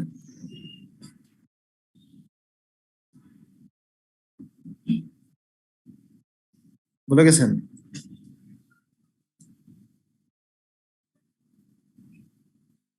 এখান থেকে স্যার আমরা তাহলে দুইটা কস্টিং এর কম্পেয়ার স্যার দেখলাম, ট্রেডিশনাল অ্যাক্টিভিটি বেসড কস্টিং। কি দেখলাম বলেন? আপনার কাছে কোনটা জাস্টিফাইড মনে হচ্ছে, ট্র্যাডিশনাল না ABC? Sir ABC. ABC justified মনে হচ্ছে, কারণ কি? কারণ হচ্ছে যে কষ্টের জন্য দায়ী তার জি, ঘাড়ে স্যার। কি করছে, কষ্টটা বেশি পড়ছে। চাপানো হচ্ছে। আমাদের কাজ এখন উনি যে কোয়েশ্চেনটা করলো কোন ইন্ডাস্ট্রিতে এটা অ্যাপ্লিকেশন হয়, এটা যে কোনো ইন্ডাস্ট্রিতে, সার্ভিসে হতে পারে। এখন আপনি যদি আপনার কোম্পানির অ্যাক্টিভিটি গুলো আইডেন্টিফাই করতে পারেন এবং অ্যাক্টিভিটি অনুসারে যদি আপনার সিস্টেম থেকে কস্ট ডেটা জেনারেট করতে পারেন, এটা হচ্ছে ইম্পর্টেন্ট জায়গা। আপনি যখন আপনার ইআরপি অথবা অ্যাকাউন্টিং সফটওয়্যার ডেভেলপ করবেন অথবা আপনার ম্যানুয়াল যে সিস্টেম আছে সেখানে যখন আপনি কস্ট ডেটা গুলোকে গ্যাদার করবেন, রেকর্ড করবেন, তখন আপনার যদি আপনার অ্যাক্টিভিটি যেগুলো মেজর অ্যাক্টিভিটি যেগুলো কারণে ওভারহেড কস্ট বেশি হয় সেইগুলো অনুসারে যদি আপনি কস্ট ডেটা গ্যাদার করতে পারেন, তাহলে আপনি টেক্সটাইল বলেন, ফার্মাসিউটিক্যাল বলেন, তারপরে সার্ভিস বলেন, যে কোনো ধরনের স্যার ইন্ডাস্ট্রিতে। শুধুমাত্র স্যার ম্যানুফ্যাকচারিং ক্ষেত্রেই তো হবে? না না না না, সার্ভিসে হবে, সার্ভিসেও করা যাবে, অবশ্যই করা যাবে। আচ্ছা, ব্যাংকে অনেক ব্যাংকেও করে, অনেক ব্যাংকেও অ্যাক্টিভিটি বেস কস্ট থাকে। ঠিক আছে? স্যার যারা আউটসোর্সিং এর করে ওগুলোতে তার করা মানে যাবে। স্যার মার্চেন্ডাইজিং হবে, যারা প্রোডাক্ট কিনে আবার মার্চেন্ডাইজার হবে, সার্ভিস হবে, আউটসোর্সিং হবে, প্রত্যেকটা জায়গায় হবে। আচ্ছা, কারণ আপনি মনে করেন আউটসোর্সিং করেন, আপনি কি একটা কোম্পানিকে সার্ভিস দেন নাকি 10টা 15টা 20টা কোম্পানিকে সার্ভিস দেন? স্যার 10-20টা। তো 10-20টা কোম্পানি কি আপনি সমান পরিমাণ এই কি বলে এই কল হ্যান্ডেল করা লাগে বা ঝামেলা হ্যান্ডেল করা লাগে? না না স্যার, ঝামেলা হ্যান্ডেল তাহলে তো খরচও কম পড়ে। তাহলে ডিফারেন্ট, তাহলে যেহেতু প্রত্যেকটা কাস্টমার ইউনিক এবং প্রত্যেক কাস্টমারের সাথে আপনার ডিলিংসটাও কি হয়, ডিফারেন্টলি হয়। তাহলে এখানে আপনাকে আইডেন্টিফাই করতে হবে যে আপনার যে স্টাফরা আছে আউটসোর্সিং এর ক্ষেত্রে তারা কি কি সার্ভিস দেয়, কি কি অ্যাক্টিভিটি তারা করে, সেই অ্যাক্টিভিটির কস্ট কত, এটা আপনাকে আইডেন্টিফাই করার চেষ্টা করতে হবে। যদি পারেন কাছাকাছি অ্যাপ্রক্সিমেশন করতে পারেন, দেন আপনাকে দেখতে হবে যে এই অ্যাক্টিভিটি গুলো কোন কাস্টমারের কতটা লাগছে, এটা আপনাকে জানতে হবে। Number of cost driver. Okay, তার মানে স্যার আগে হলো কস্ট আইডেন্টিফাই করা লাগবে, রাইট, অ্যাক্টিভিটি আইডেন্টিফাই করা এবং অ্যাক্টিভিটি কস্টফুল যেটা, যে ওই কস্টটা এখানে রেকর্ড করা। ওকে, জি স্যার। দেন আপনি দেখবেন স্যার। এই নাম্বার অফ অ্যাক্টিভিটি কতটা হচ্ছে, এই কাকে কোন কাস্টমার টোটাল কোন স্যার। কাস্টমার কামে কত অ্যাক্টিভিটি, রাইট? বলেন বলেন, স্যার বলে থেমে গেলেন। আমরা শুনতে পাচ্ছি না। মনে হয় স্যার ওনার নেটওয়ার্কের সমস্যা। এখন স্যার আমরা ওনার কথা শুনতে পাচ্ছি না। তার মানে স্যার আপনার বাংলাদেশে কি বর্তমানে স্যার এবিসি কে করা হয়, ফলো আছে, করা হয়? আছে মাল্টিন্যাশনাল কোম্পানিগুলোতে আছে আর বড় বড় গ্রুপগুলোতে আছে, কিন্তু ইন্টারনাল ডিসিশনের জন্য আছে, প্রাইসিং এর জন্য কম। প্রাইসিং তারাই করে যাদের মানে প্রাইসিং রেগুলেটিং অথরিটি কোনো ঝামেলা করে না, তারা করে। ক্লোজ প্রবলেম কম্পিটিটর, স্যারের। ক্লোজ কম্পিটিটরস নাই যাদের, তারা করে। আপনি প্রাইস বাড়ানোর কথা বললেন, আপনি বলেন লাইফ বয় হ্যান্ড ওয়াশের দাম ছিল 45 টাকা, এখন এটা 60 হয়ে গেছে, এখন মানুষ কেনে না? স্যার কিছুই বোঝা যাচ্ছে না স্যার, আপনার নেট প্রবলেম। আমার না, আপনার কথা স্যার শুনতে পাচ্ছি, ওনার সাইডে স্যার নেটওয়ার্কের সমস্যা, আপনার কথা স্যার পরিষ্কার শুনতে পাচ্ছি। আমার নেট প্রবলেম হওয়ার কথা না। আচ্ছা, যেটা বলতেছিলাম যে যেমন হ্যান্ড ওয়াশ গুলো আগে ছিল 45 টাকা, এই এক বছরের ভিতরে 60 টাকা হয়ে গেছে, মানে 50 টাকা বাড়ছে, তার মানে মোটামুটি 1/3 বেড়ে গেছে, 33.3%। তো ওটার কি প্রোডাকশন এবং সেলস কমে গেছে? না স্যার, আরো বেড়ে গেছে, রাইট? আচ্ছা স্যার, সেলস এটা এর demand দামটা স্যার, স্যার কারোর উপর দামটা depend বাড়ার করে। কারণ কি স্যার ম্যাটেরিয়াল কস্ট? হতে পারে, সেটা হতে পারে মেটেরিয়াল কস্ট, এখন তো অ্যাভেলেবল হচ্ছে মেটেরিয়াল, তাতে কি দাম কমাচ্ছে তারা? না স্যার, একবার উঠে গেলে তো সহজে আর কমায় না। রাইট, হ্যাঁ হ্যাঁ, কি কোশ্চেন এখন বলেন, এই যে নেটওয়ার্ক আমার সমস্যা, বলেন। স্যার বাংলাদেশে কি স্যার মানে কোম্পানিগুলো বর্তমানে এবিসি কে ফলো করে? হ্যাঁ করে, মাল্টিন্যাশনাল গুলো করে, আমি বলছি শুনেন না আপনি, আপনার নেটওয়ার্কের সমস্যা ছিল। মাল্টিন্যাশনাল সার্ভিস সবই। ব্যাংকেও, অনেক ব্যাংকেও করে, মাল্টিন্যাশনাল করে, এবং বড় বড় গ্রুপ যারা, তারাও তাদের অনেক প্রোডাক্ট লাইন, সবগুলোর জন্য করে না। তারা যেটা বলছে যে আমরা অনেক স্পেসিফিক প্রোডাক্ট লাইনের জন্য করি, কোন একটা পার্টিকুলার প্রোডাক্ট লাইন আমাদের মনে হচ্ছে যে এখানে আমাদের কস্ট বেশি অথচ আমরা দাম কম রাখছি, অথবা আমাদের দাম কস্ট কম অথচ অনেক বেশি দাম, এটা বিক্রি কেন হচ্ছে না। যে প্রোডাক্ট নিয়ে প্রবলেম ফেস করে তারা, বটল নেক বা এই যে প্রোডাক্ট নিয়ে তাদের প্রফিট কম হয় বা সেলস কম হয়, সেটা তারা অ্যাক্টিভিটি বেস কস্টিং দিয়ে যাচাই করে দেখে যে আসলে আমাদের কি এখানে প্রাইসিং এ কোনো ভুল আছে কিনা, কস্ট ক্যালকুলেশনে ভুল আছে কিনা। কিন্তু পুরো কোম্পানির জন্য ওভারঅল করে, এটা খুবই রেয়ার বাংলাদেশে। ক্লিয়ার? জি স্যার। এখন আপনারা বাসায় 5-6 করবেন, করার পরে আমাকে আগামী ক্লাসে বলবেন সমস্যা কোথায়। 5 এবং 6 করবেন, আশা কি পারবেন? তাহলে 5-6 আগামী ক্লাসে দেখায়, আমি নতুন অঙ্কে যাব। আর যদি আপনারা করে ফেলেন তাহলে আর দেখাবো না, কারণ আমি আশা রাখি পারবেন আপনারা 5-6। বলেন, আর কিছু বলার আছে? কোনো কোশ্চেন আছে? স্যার প্রাইসিং এর ক্ষেত্রে তাহলে কি মানে কোনো অথরিটির মানে বাইন্ডিং যদি থাকে সেক্ষেত্রে কি ট্র্যাডিশনাল মেথডে করে? ট্র্যাডিশনাল করে যেখানে আপনার ইন্ডাস্ট্রিটা একটা সেনসিটিভ ইন্ডাস্ট্রি, যেমন ফার্মাসিউটিক্যাল সেনসিটিভ, কিন্তু গার্মেন্টস কিন্তু সেনসিটিভ না। আপনি গার্মেন্ট ইন্ডাস্ট্রি, আপনি হচ্ছে বায়ারের সাথে নেগোসিয়েশন করে, এক্সপোর্ট ওরিয়েন্টেড যারা, তারা তো তাদের কোনো প্রাইসের কোনো লিমিট আছে নাকি? আছে? না স্যার। আপনি বায়ারের সাথে নেগোসিয়েশন করে যে কোনো প্রাইস চার্জ করতে পারেন। তো তাহলে আপনি এবিসি ইয়ে করলে সমস্যাটা কোথায়?